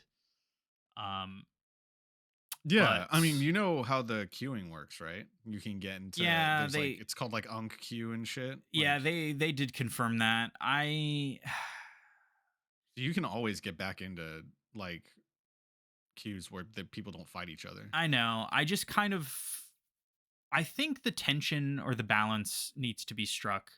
Like if I'm being completely honest, they need to mix those groups more because there needs to be more scenarios in which there are like one or two teams out of, whatever, let's say 8 or 10 that are psychopaths. You know what I mean? To create that Well, tension, the only way that you get into the peaceful queues is if you don't fight back. which is shit, If you by the way. fight That doesn't if make you any fight sense. if someone shoots at you and you fight back at them, then you're going to continue to be in like queues where people you're not like I'm pretty sure it balances it in a way where like you're not going to be like in queues with like nothing but fucking psychopaths if like someone, shoots at you and you shoot back. But the only Yeah. way to get into queues like where it's literally like nothing but people who don't fight is if you just let people kill you and you don't fight back. But I mean, that sucks. So I don't know. I don't think that that sucks. I I think think they I they think that I think that's where the middle ground that you want comes in. If you fight back, you're going to be in queues where people still fight you, and but but you if you don't should fight back ever, then you're going to be in queues that but you nobody ever should fights. fight back. What Yeah, you should. Yeah, but I don't understand. they're But kind if of you fight back, they're you're kind of still going to be in punishing queues where you. people fight you. But it's not punishing you I because mean, it's not like the queues aren't. It's not like a binary like 0 to 1 thing. It's yeah. like like it's there are people who there are queues where I've seen dude, I've watched like Summit and them play Yeah. where like their experiences are nothing like Yeah, fucking because they shoot mine. on sight. Yeah. Yeah, so like literally everyone in their fucking lobbies does this. But Everyone, there's no negotiating, no talking, no nothing. Like there's a balance, there's an in between of these two things. I've seen it. I I don't think You've that's done the it. I know. I don't think that's the right way to they first of all, the devs fucked up because they never should have said anything about this. In my opinion. They never should have told anyone how this works. Because now everybody's metagaming it. But the second thing is this shouldn't even be a factor. It should just be completely random, in my opinion. Because if you think about the way this game works, there's constantly people loading in at different times, let's say from, 30 minutes to 15 or 20. I think 20 is the last time you can load in, right? When there's 20 left. Maybe 18, but anyway. And the so that means the number of players that go in and out of a game at any point in time could be a lot. I don't think they've actually confirmed that number, but it really could be a lot. The idea that they are trying really hard to pull together players on some spectrum of aggression is just really dumb because you're going to be in and out of rounds so often, and players are going to be in and out of rounds so often that it's kind of just a natural experience to run into some assholes sometimes and not run into some another. And that could still happen the way that they're doing it. I just wish that they didn't talk about it because now people are trying to game it and trying to figure out ways to end up in better, friendlier lobbies or trying to end up in more aggressive lobbies. And I don't know. I think the confusion around it is a core part of what makes the tension of the game interesting. In my opinion. I mean, I don't know. Like if you're an aggressive player, I mean, maybe you're just going to shoot on site all the time anyway, but it is kind of an interesting thing to be like, I don't know, are these people going to be friendly or not? Um Yeah, I don't know. I guess I never lost that tension, even having an understanding of how the mechanics work. Like I was playing with like Jerry, and like that was still yeah. a thing. Especially especially since I don't know exactly how this works, but I think like your solo whatever the fuck whatever your aggro meter is different if you're solo or your duo or your Yeah, I would trio agree. or who or Yeah. depending on who you're with or like all that kind of stuff. So I mean like I think that that definitely switches it up a lot as well. Cuz me and Jerry were definitely still doing the whole like trying to fucking suss people out and figure out what the fuck's going on because we didn't know. Sometimes we got, sometimes, Yeah. it Yeah. was I never lost that feeling of tension. At least I lost that feeling of tension in solos because I never killed anyone, and that wasn't like me attempting to game anything. I literally just never killed anyone. So Yeah. like in solos, I was always just with other fucking 30-year-old men attempting to get fucking quests done. Yeah, Because for this is sure. the only time of day that they had to play the game, But I completely understand. I completely understand what you're saying. They probably shouldn't have said anything at all. Would probably be the best case scenario is to have like this feature implemented into the game. Um, and then not say anything, and then that way you still get the benefit of having this algorithm in place, and then you get the player retention aspect of it, which is really ultimately the only reason why it exists is for player retention Yeah. without having people have an understanding of exactly what's going on. Yeah. But I think the algorithm needs to be there because I think you're right in your original statement whenever you're saying like as the game progresses the meta is going to shift in a way where once people end up finishing all their quests or they're topped up on all their gear and they've got nothing to lose or things like that, then the meta is going to be people who are nothing but aggro. That's about all Right. you're going to get. So the algorithm needs to be there in my opinion for like that reason alone. Yeah. I'd like to get back into this at some point, but It's fun, dude. I'll play anytime. yeah, it is a good game. God damn. What a beautiful game. Okay. Crossley, hit us. Yes. So I really struggled with this Hmm. because I kind of wanted to go with a certain thing that is objectively not pretty sometimes and then is just insanely awesome other times. And I was really on the fence between like it and some other more obvious options, and then I was Hmm. kind of leaning towards Monster Hunter because it Yeah. has some really sick visual moments, and I had gotten it right when I got my PC, Hmm.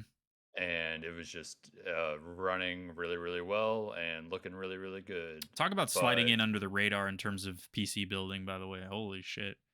You really Oh yeah, you really timed it you hit out it at the right perfectly. time. Anyway. yeah, that was the well, yeah, no, I did get lucky in some ways. But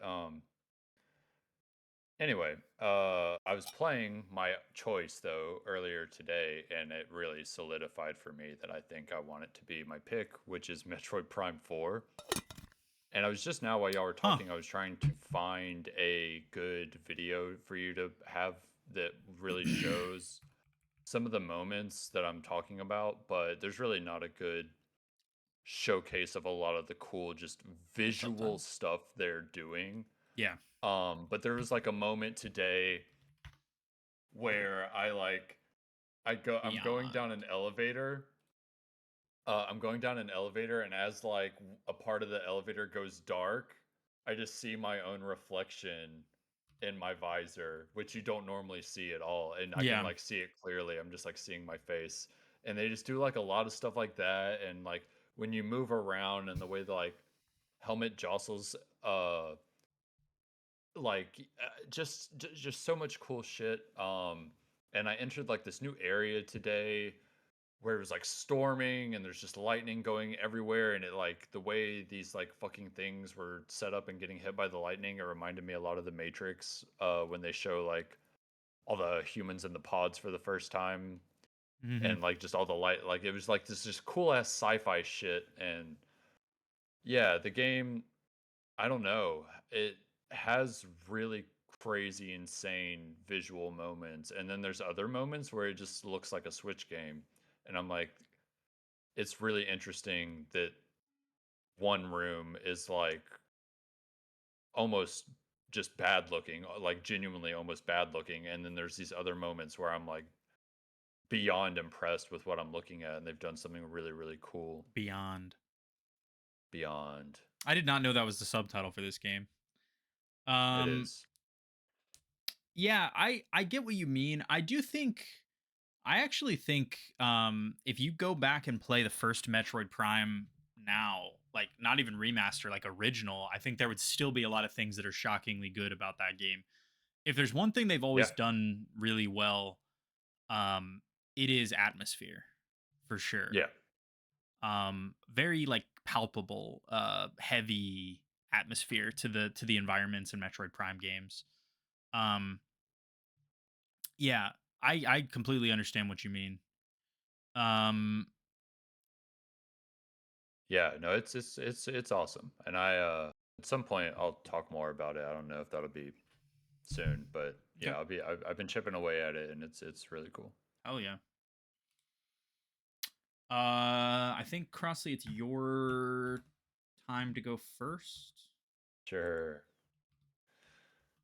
Uh so I'm kind of trolling here, but I put down uh Gustavo. Do y'all get it? Uh, Gustav. was that the was that Inverso. Gustav yeah, Inverso. yeah. Yeah, I get it. I don't know who I would really pick, but I think between the two of them, I think the game really kind of leans on their existence one way or another. I agree. Yeah. So Mael, I guess, is another contender, but the the weight of what happens to the other two for some reason is more impactful. Whereas, like, I view Mael as sort of like the player character. I am her, right? So Hmm. I'm less focused on the me and more focused on the them. But yeah, I honestly wouldn't know who to pick. It's really tough for me. So sorry that I kind of have two there, but it's like Gustav and Verso, and I feel like that's an interchangeable sort of Yeah. character almost in a roundabout way. Not literally, like they are two different characters, but you know what I mean. I think their sort of placement in the party and such. Writing Gustavo here. I get what you So mean. I mean, one of them can't possibly be a good character without the other one. Um, I do. I mean, that's not true, I guess, yeah, it's but it's tough because, but I just really don't know who to pick. But it's them. I It's one of them. it is kind of funny. Like people have talked a lot about how they don't really feel like Gustav is that interesting. Um, So wrong. I kind of yeah, I agree with you. Like His death had a lot of weight for me, it like had a lot genuinely. of Like, weight. and I felt a lot for him at the beginning, like Yeah, before you even set off and stuff. Like, he was my boy. Other than I didn't use him in the game, but yeah, like in terms of the narrative and stuff, like he was the one I was fighting for. Like, I wanted whatever he wanted, I wanted it, and then he was gone. yeah, yeah. Spoilers. Sorry. Sorry. Whatever. Um, I think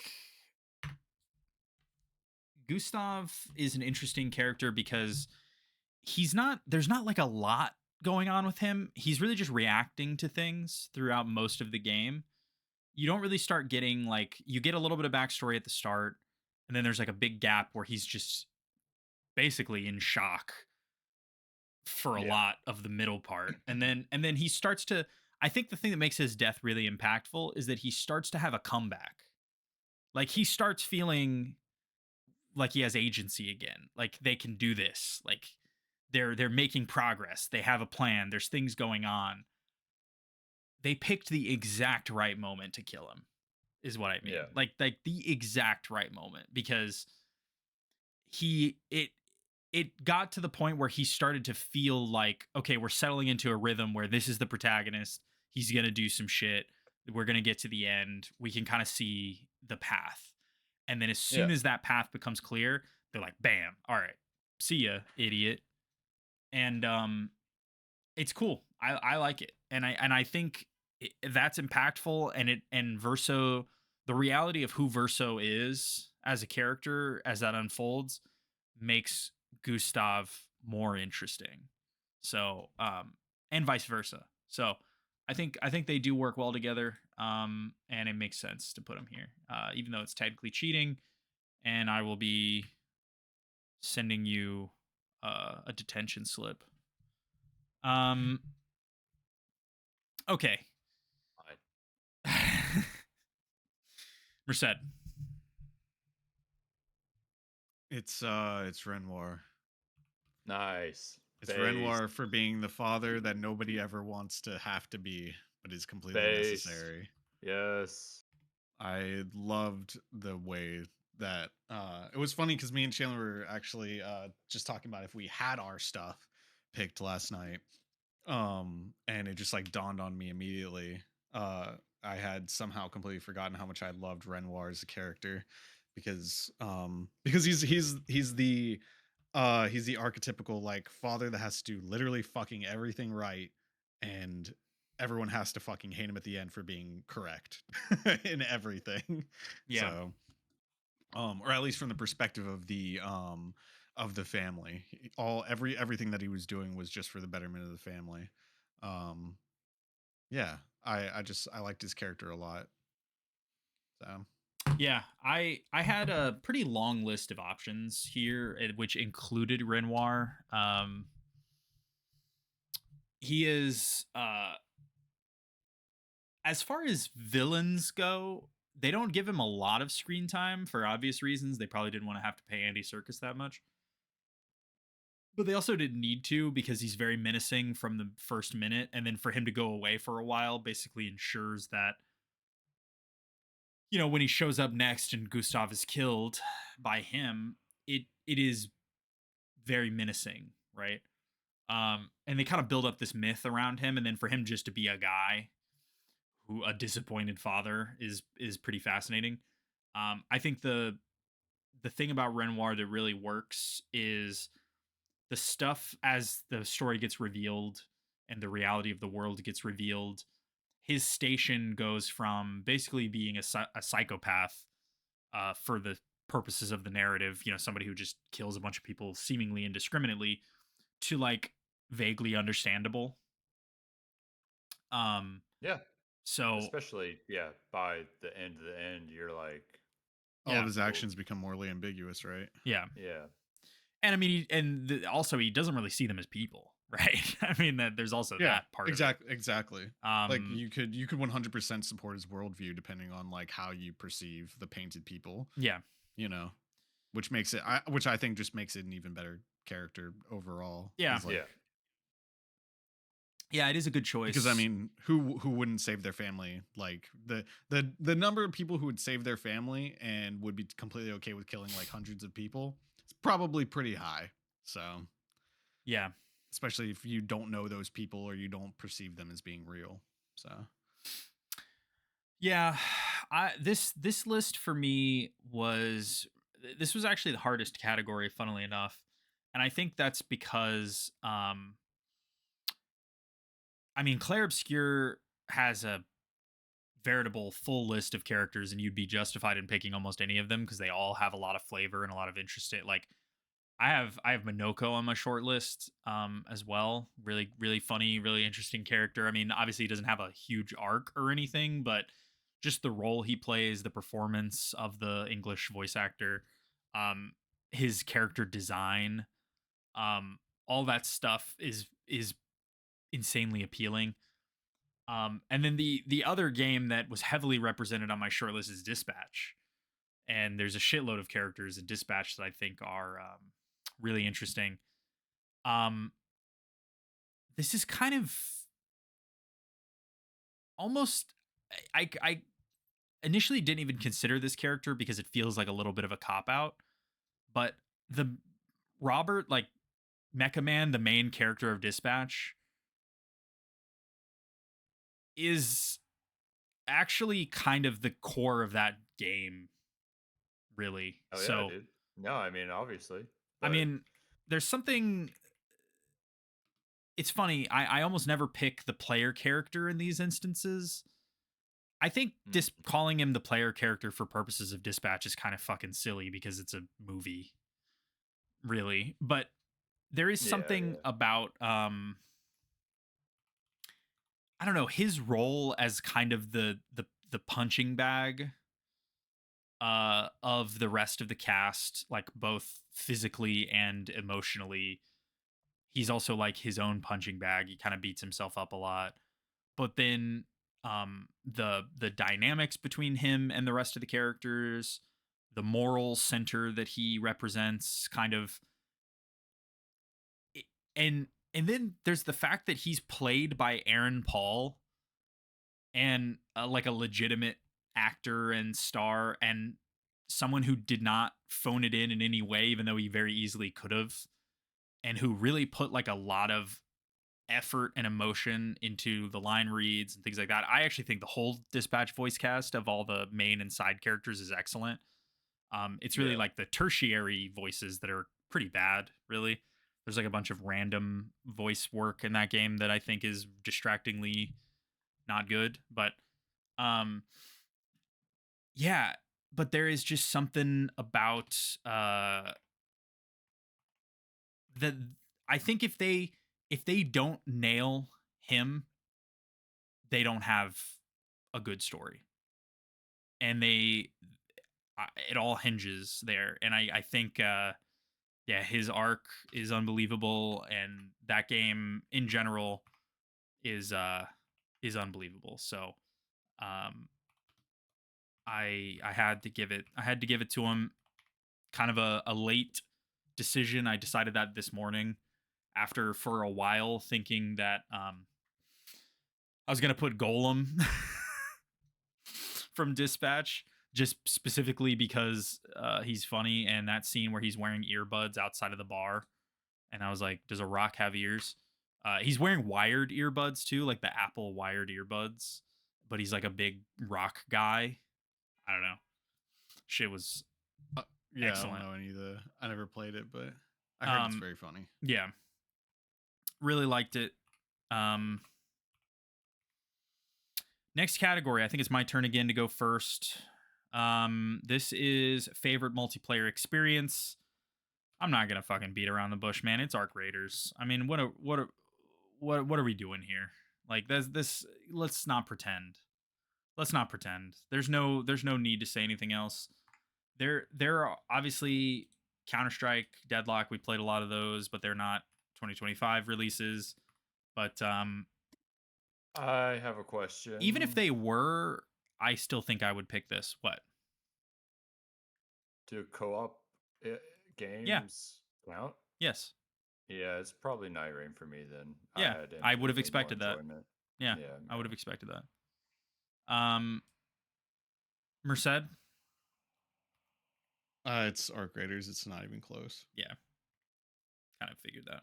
Understandable, understandable. Night Rain would be a good in a non-Arc Raiders year. Night Rain wins this. I mean, that's I don't. And I totally get it. I was honestly kind of struggling which one I wanted to pick because Arc Raiders, I don't know, I view more as like a multiplayer experience, even though Night Rain literally you you know that's the whole intention for that as well.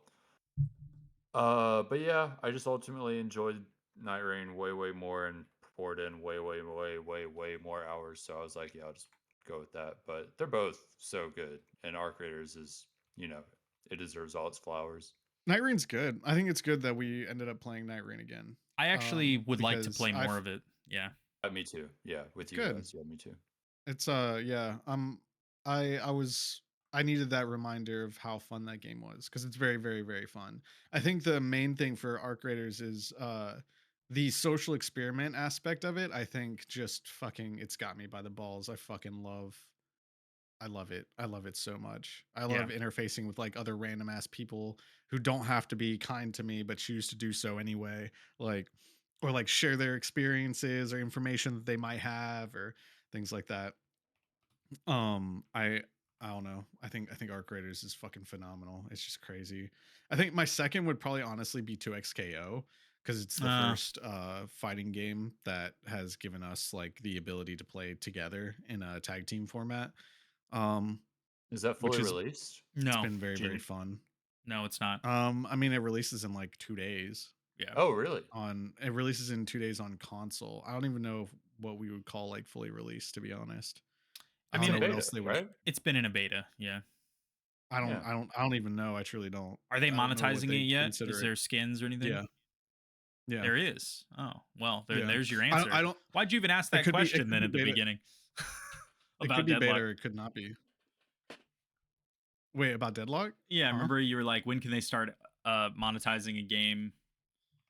Because I was asking from like a faux pas perspective, from like the perspective of like can they, as in like would the gaming community and the gaming culture accept them being able to do that? Yeah. Yeah, they don't have January 20th. I see. Yeah, that's when the launch. console comes out, so that might be whenever they're like, this is Oh. officially And, launch. and season So it can one be on your season thing. one starts. It can be on your 20th as well. next. But there's truly not going to be a difference. It's literally, Yeah. it's going to be the game plus Caitlyn. There's not actually going to be a real difference. But yeah, next year it'll be 2XKO for a multiplayer experience. But it is cool, like the way they did the like tagging your friend in and all that kind of stuff and doing combos together and taking the time to like lab and like learn the combos and how your characters interact with each other. Because like I guarantee you there's combos that like me and Brandon do that nobody fucking knows. Because the combination of Alawi and Ari that we do, we had to take the time to get into the lab and then figure out what moves that we do that weave into the other characters. Yeah. So yeah, it's just very cool. It's very cool. Oh yeah. That's favorite multiplayer experience. We're nearing the end here. 2 categories remaining. Next up, best music. Merced, you sent me something. I was a little disappointed actually by what you sent me, only because it's not the song I would have picked. But that's fine. Is that still your example? Did I send the wrong song? I don't know. It's the Renmore Battle song. Oh, okay. So then I think you did send the right song, as far as I'm aware. You let me find it.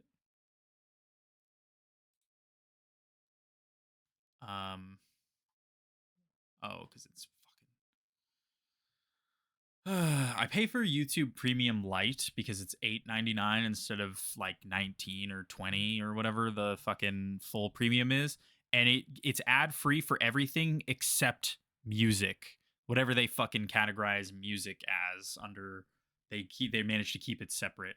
Don't know how they do that. Don't know why they do that. But I don't listen to music on YouTube normally. But then for this to count as music, I guess fair. It is music. It's just annoying. To me, it would be like, oh, if it's, I guess this is the composer. Maybe is this the composer actually? Or no? It is. This guy's one of the composers. All right. Well, fair enough then. I retract my thing. If it was like a clip uploaded by some random schmuck, I'd be like, this is bullshit. But okay, this is fair.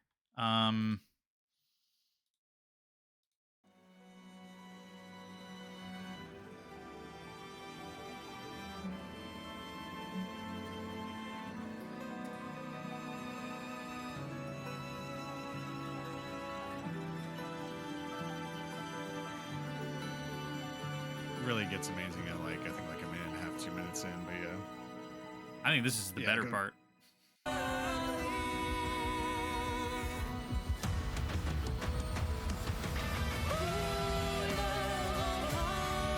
whenever you're facing Renoir for the first time, and then this shit just fucking drops. It's like, Yeah, it's just so shit. Yeah. and he's talking about defending his family and all that kind of stuff. Like there's like so much fucking shit going on. It's fucking awesome. Yeah, I think What were this you is. gonna pick? You're gonna pick Lumiere? Is this also? Yeah, I mean that's the song to me in this game. But there's a lot of good music in Clair Obscur Expedition 33. But I do like. I mean, this is good. This is also the song that plays at the end when you fight Renoir for the last time, right? Or no? It plays multiple times. Yeah. I think this. No, both times have this dude going crazy.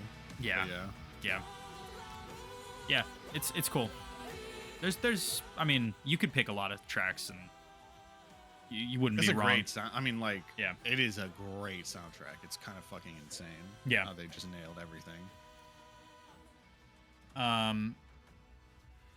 Is this the title? I guess this is the title. Yeah, it is. Give me know what the fuck. give me your best attempt on that. Un vie a tan med. I did like Spanish at the end, but that's okay. Nice. Oh shit, that didn't work.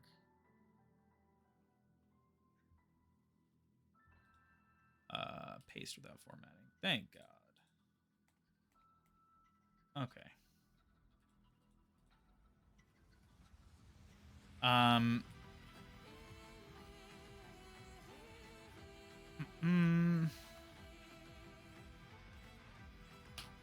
Is that how you feel? Oh shit. Well, that actually is right, so I'm just gonna leave it. Yeah. Oh, I picked the wrong one, but that's fine. It worked. We all know. We all knew. Yeah, no, it's not Donkey Kong. Can you imagine? Crossley, is your what's your best music pick while we're here? It's in the chat. Okay. It's time-stamped appropriately for the link. Thank you. What a fucking guy, dude. Jesus, this is a real professional. I think mine was timestamped too. It wasn't. I clicked on the link and it took me to the beginning of the video, so. Oh, well, you should listen to the whole thing anyway.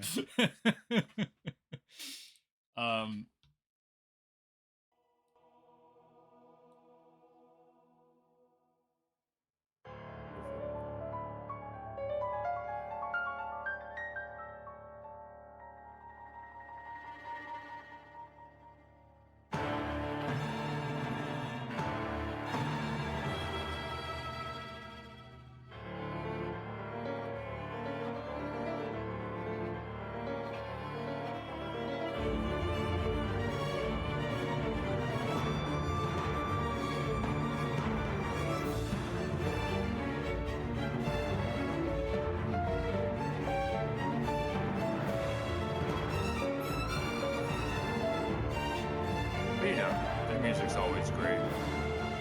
They've always got the slappers. Yeah, I agree. I mean, this is damn good. There are actually a lot of songs in Elden Ring that I was like, should I pick one of these? Like, I also, what is it? The Round Table Hold theme. I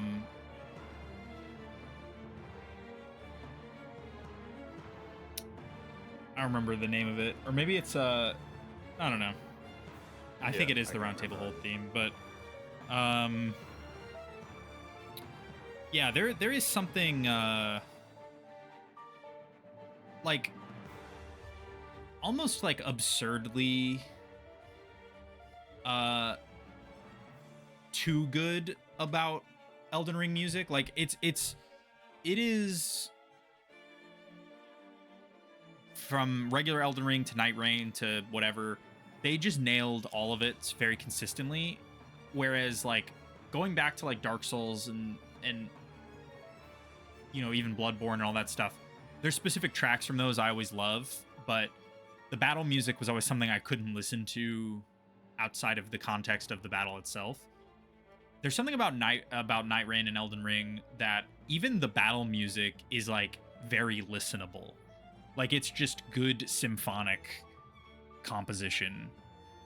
Whereas like in Bloodborne, it's like listening to it is like getting a heart attack, you know? But in this, like, I mean, this is intense, but it's also like there's like other emotions buried in there, and there's other things you can latch onto instead of it just being like uh anxiety, you know what I mean?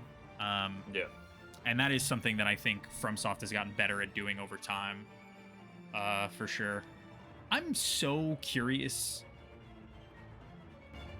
What's up with the Duskbloods? You know what I mean? What's that gonna be like? The theory I've heard most is that it's going to be an Extraction Souls like. Cool. Yeah. I don't think I'll ever be playing that, but that does sound cool. How y'all feeling about the Marathon, imminent release of Marathon? Who cares? Who You don't like cares? Bungie, bro? You don't like Who Destiny? cares? I feel like that game has been fraught with horrible decision making throughout the entirety of its development. No, it I'm just actually looks so boring. I'm now. interested in trying it. The most recent thing I had seen on it is the first time I was actually interested. I was like, oh, the more finished product actually seems kind of cool. I don't know. All right, I'm gonna have back to on wait. board. I'm gonna have to wait to hear, you know, how people feel once it's actually out. I don't think I'll just buy it blindly on release, but if it's good, it's good. You know, Bungie makes good shooters. Yeah. I would really like to oh, they didn't fucking timestamp this. Oh, okay, they did. Oh, it's just in tracks here. You Oh, but guys, the way the names work, you can't see you what the know, song titles you know, are. you guys really need to keep your eye on. Please go on. I hear that there's a game releasing in 8 days, in 8 days' time, and it's called High Guard. Hytale? High Guard. High Guard is the Game Awards game that was the show Ender that everybody's pissed about. Yeah, supposedly it comes out on like what, the 28th or something? It's made by the same people who made Apex Legends. Some of the same Nice. people. It's not the same studio. Nice. In 8 days, and it's going to be free to play. Former Apex Legends I'm gonna developers. download that. I'm genuinely gonna download that. You're memeing, by the way, right, Merced? You're memeing? It's just funny because there's like nothing. I'll play it. I'm gonna download it. and Oh, play for it. sure. Yeah. But there's no Zero. fucking. There's no advertisements. There's Yeah. no fucking no They hubbub, re- no buzz, no nothing. Just in Did 8 you- days, this game's gonna be released. Did you so- see the story The game today will about speak this? For itself, bro. Did No, you- what? You didn't see the story about this today? Where was it Games or Game News? I don't remember. Oh yeah, Highguard did not pay. This was actually yesterday. Highguard did not pay for its infamous Game Awards finale slot. This is a story on Forbes by Paul Tassi, who's a good writer. I appreciate his columns. I mean, that's Um, pretty crazy if they normally pay for slots. Well, it's advertisement, right? So the exact structure of who pays for what, Yeah. who knows? I mean, who I'm not gonna knows? pretend like I know. Yeah. Yeah, who knows what the dollar amounts are or any of that shit. I mean, the only people who know are people inside of the Game Awards and whatever. But the assumption was, I think unfairly, that all games that are featured in the Game Awards are paying because it's an advertisement. I don't know if that's accurate or not, but this story basically came out because the conversation was, how much do these motherfuckers have to pay for this in order to be the finale? Because it was a game that was not previously announced. And then, frankly, when it came time for it to be shown, a lot of people were not enthused.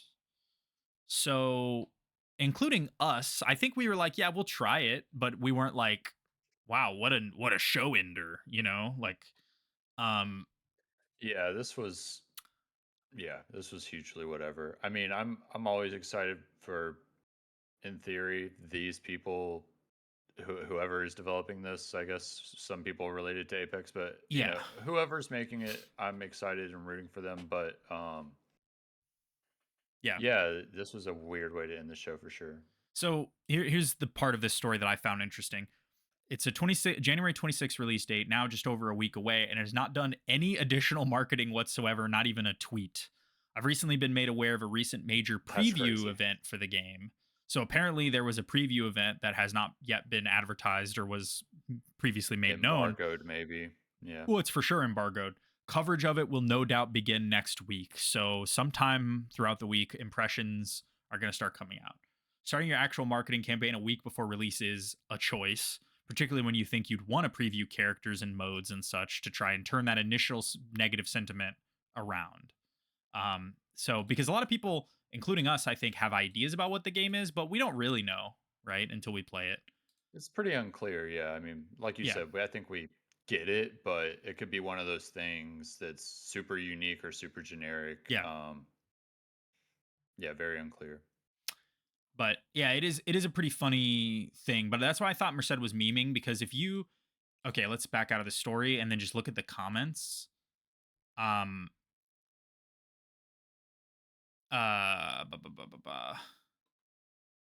and I And I'm also curious saw if this is going into like an early access free to play situation, or if this is like launching and they're like confident and it's ready and this is a 1.0 launch type deal. You know what I mean? Like it's pretty unclear, right? They haven't said, or did they say?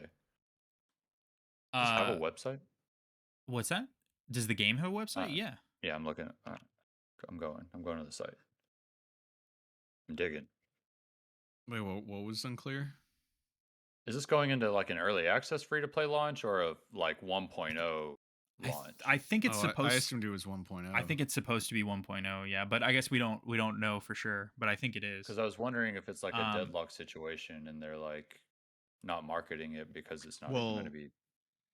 usually if it's early access, they like make a huge point to like have it be like yeah. coming out, blah blah, in early access, but I don't remember seeing any of that for this game.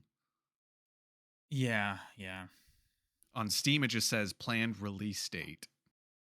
So Yeah. Yeah.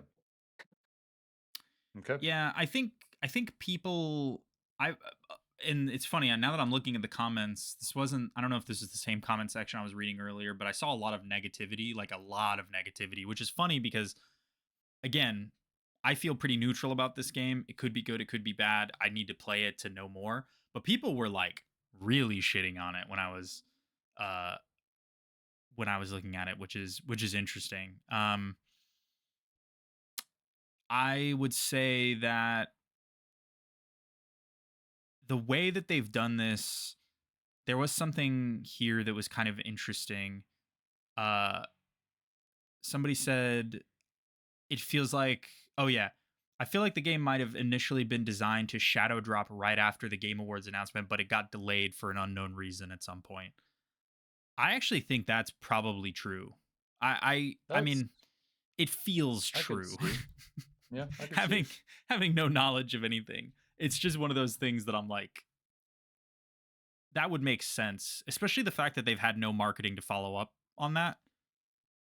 It could be they're just laying low, trying to dodge the heat from the Game Awards thing, but I don't think that's going to work when your game comes out so soon. So I don't know, but it's interesting. I think if the game is good, it'll speak for itself and it'll. you're gonna have everyone and their moms gonna be playing it. It's free.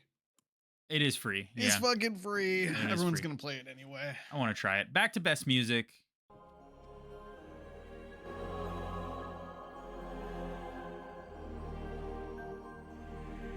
When you get to this part of the game, come out of the fucking miserable swamps and shit. Everything's been hell, and you get to the high halls for the first time. My God, it's such a banger, dude. It's such a banger. I mean, Silksong has so many good songs. Um, I where's Bellheart?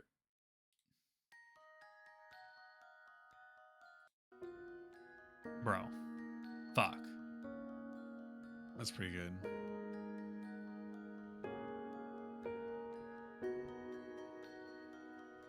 I mean,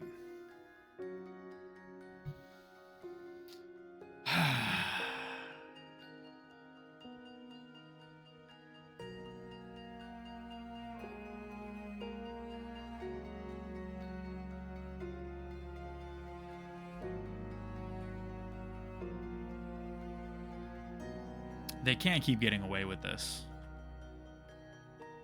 Like, I don't know how they do it. I don't know how they do it. It's just excellent. The Moss Grotto, like the very first area in the game, is like such a little earworm, dude. Ugh.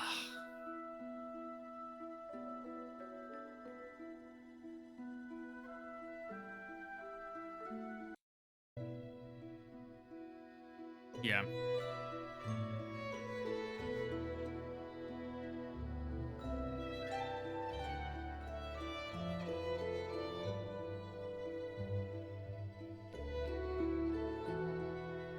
I mean, I listen to this shit in my free time. That's It's- just fucking weird. I mean, I'm sitting on a flight going,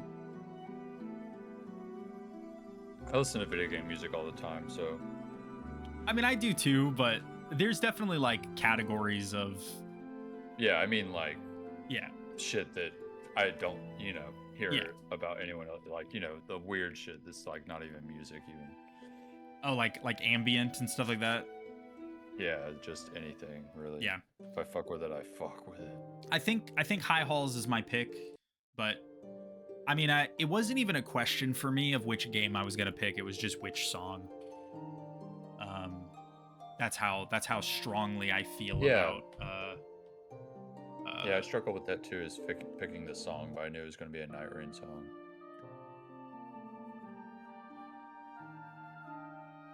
Oh wait, no, High Halls. Sorry, not High Halls. Coral Chambers is what it's called. High Halls is the area.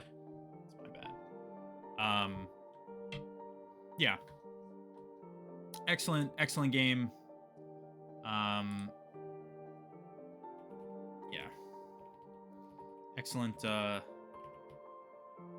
soundtrack.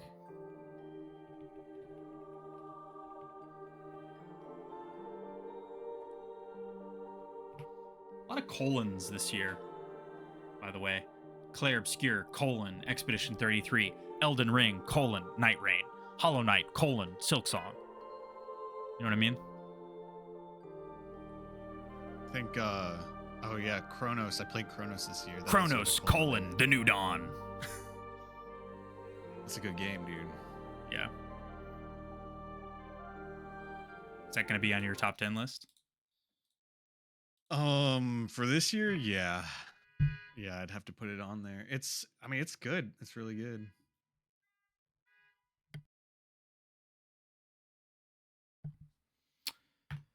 Okay. Storytelling excellence is the final category of the day. We'll probably wrap up here so we can do our games we want to talk about before the top 10 next time.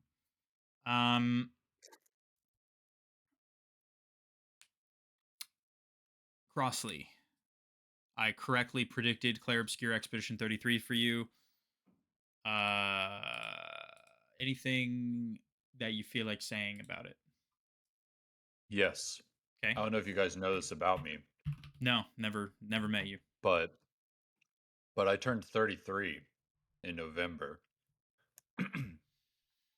So when I'm playing Claire Obscure this past year, Mm-hmm. the relevance of the age and the when, if I were, in this world wanting to take action, this would be my last year. I would either have to live with that and stay there and be like, okay, they're going to go, I'm going to stay, or I'd be one of the ones going because I knew this is it. And I just think that added an extra layer of like, being able to relate to what characters are somewhat going through in the story there, and that's about it. Other than that, what else has not been said already? Yeah, it is. And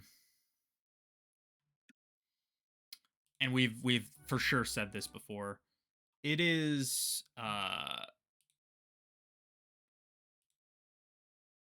one of the few stories that starts out with a big premise and then manages to nail the ending.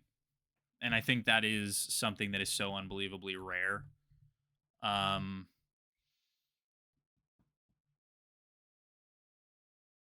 I agree. yeah, I think everything from just like the macro story all the way down to like each individual character was just done beautifully. yeah, Like even the characters themselves are not rigid and static. Like even by the time Gustav ends up saying goodbye, you see him go through multiple basically like mini character arcs where he's like attempting to reconcile himself, like yeah. everything that's going on and everything that he's doing, and like basically not being a little bitch Yeah. and Is really that, standing up and doing his part. would you say that's halfway through the game? Like a third, maybe. A third? Okay. Yeah, if that. It happens pretty early.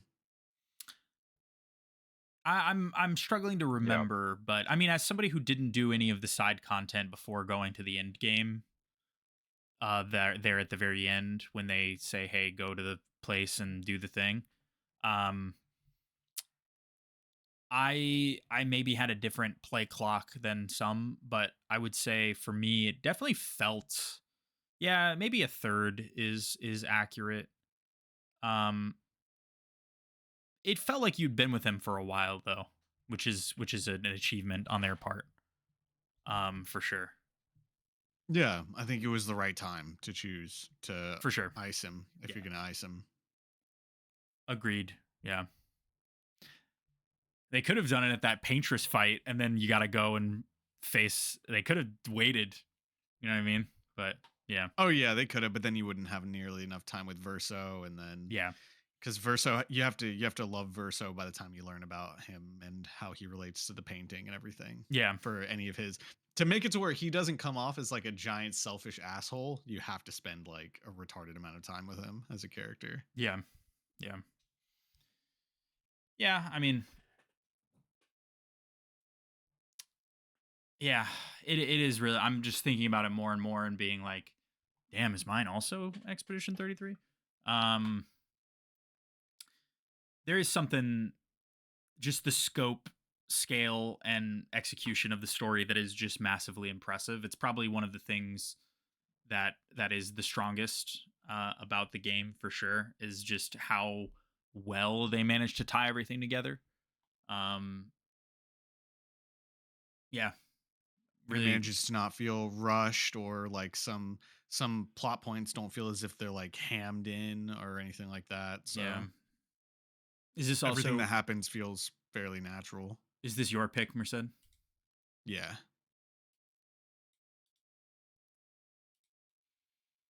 I think the second would have been Kronos. Yeah, fuck. Kronos' story is pretty cool.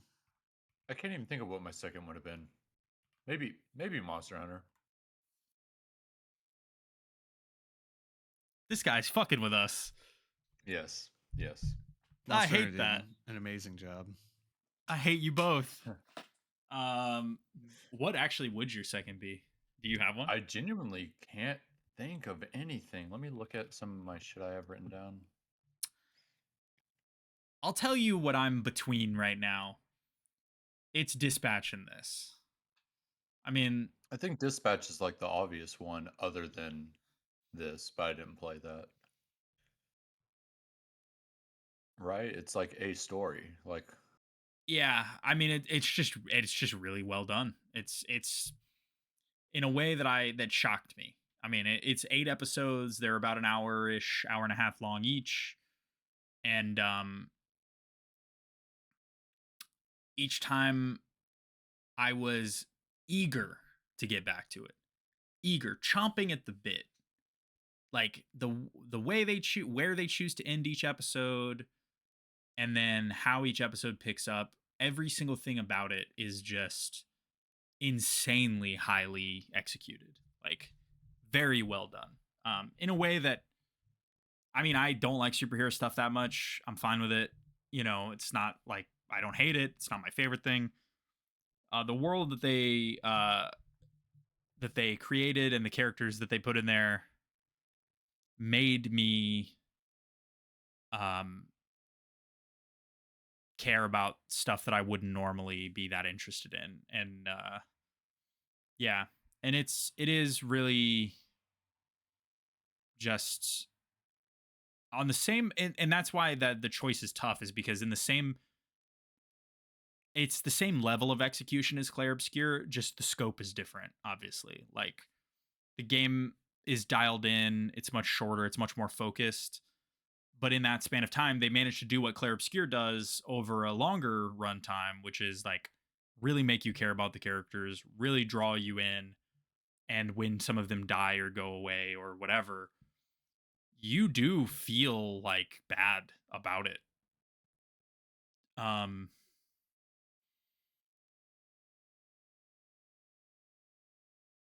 What are you thinking? fuck it. We'll give it to Clair Obscur. We'll give him the Clean sweep. sweep. We'll give him the sweep. Clean sweep.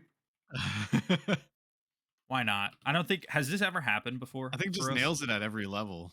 Have we ever all I can't pick think of something? a time, but maybe. Yeah.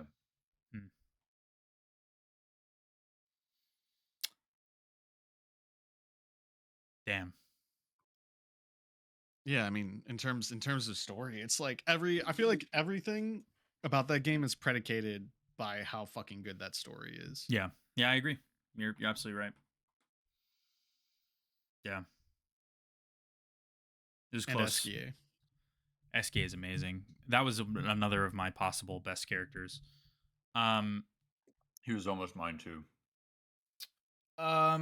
Okay, we've done it.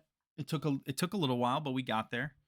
Let's run through the superlatives of the Game of the Year 2025 discussion. So, old game of 2025. Merced chose Final Fantasy VII Rebirth. Crossley chose Like a Dragon Infinite Wealth. Got to capitalize that I. I chose Frostpunk. Disappointment of the year. Crossley chose Pokemon Legends ZA. Merced chose Rematch, and I chose Rematch. Favorite world. I chose Avowed. Crossley chose Clair Obscur Expedition 33. Merced also chose Clair Obscur Expedition 33. Visual excellence. Merced, Arc Raiders. I also chose Arc Raiders. Crossley chose Metroid Prime 4, Beyond. Best character. Crossley chose Gustavo, which is basically the fusion dance version of Gustave and Verso from Clair Obscur. Merced chose Renoir from Clair Obscur, also known as Andy Serkis. And I chose Robert Robertson, Mecha Man from Dispatch. They make fun of his name in a way that is always really funny. Favorite multiplayer experience. I chose Arc Raiders, to the surprise of no one. Crossley chose Elden Ring Night Rain, and Merced also chose Arc Raiders. Best music. Merced chose a song from Clair Obscur Expedition 33. I'm not going to pronounce it. Crossley chose Dreglord, Traitorous Straghess from Elden Ring Night Rain soundtrack. I believe that is the Dreglord boss theme. Is that right? Yeah. And then I chose the Choral Chambers from Hollow Knight Silksong, which is when you first get into the high halls. If you go through the back route, I didn't know about the front route until later. I went in through the back by mistake. That's fine. So it was the first thing I heard when I got to the high halls, which really left an impression on me. Storytelling excellence. We all chose Clair Obscur Expedition 33. Congratulations to Claire Obscure, a game that has not really received much love this year. So I think it really needed this boost. Um, yeah, that's probably the last time we'll talk about Thank Claire God. Obscure. So Yeah.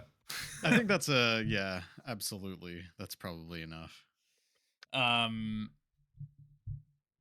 It's definitely not making it on the Until top next time. 10. No. Okay. That's the superlatives. I'll post them, of course, in the show notes as always. Looking forward to the top 10 list. It's going to be an interesting time, I think. What do you think my number 2 is? Metroid Prime 4 now. What do I think your Arc number 2 Raiders. is? No. It's probably Elden Ring. Yeah. It's Battlefield 6. I got his ass. I don't think it dude. I is. got his ass, dude. Don't think it is. Battlefield 6. Yeah. Arena Breakout Infinite. Yeah, Crossley's favorite game of all time, Arena Breakout Infinite. It's actually out of left field. Crossley's become a Tarkov pro in the background, and so that's his number 2. Didn't even come out this year. I guess it did release on Steam. Seriously. Okay, looking forward to finding out what Crossley's number 2 is next time. Peace. Peace.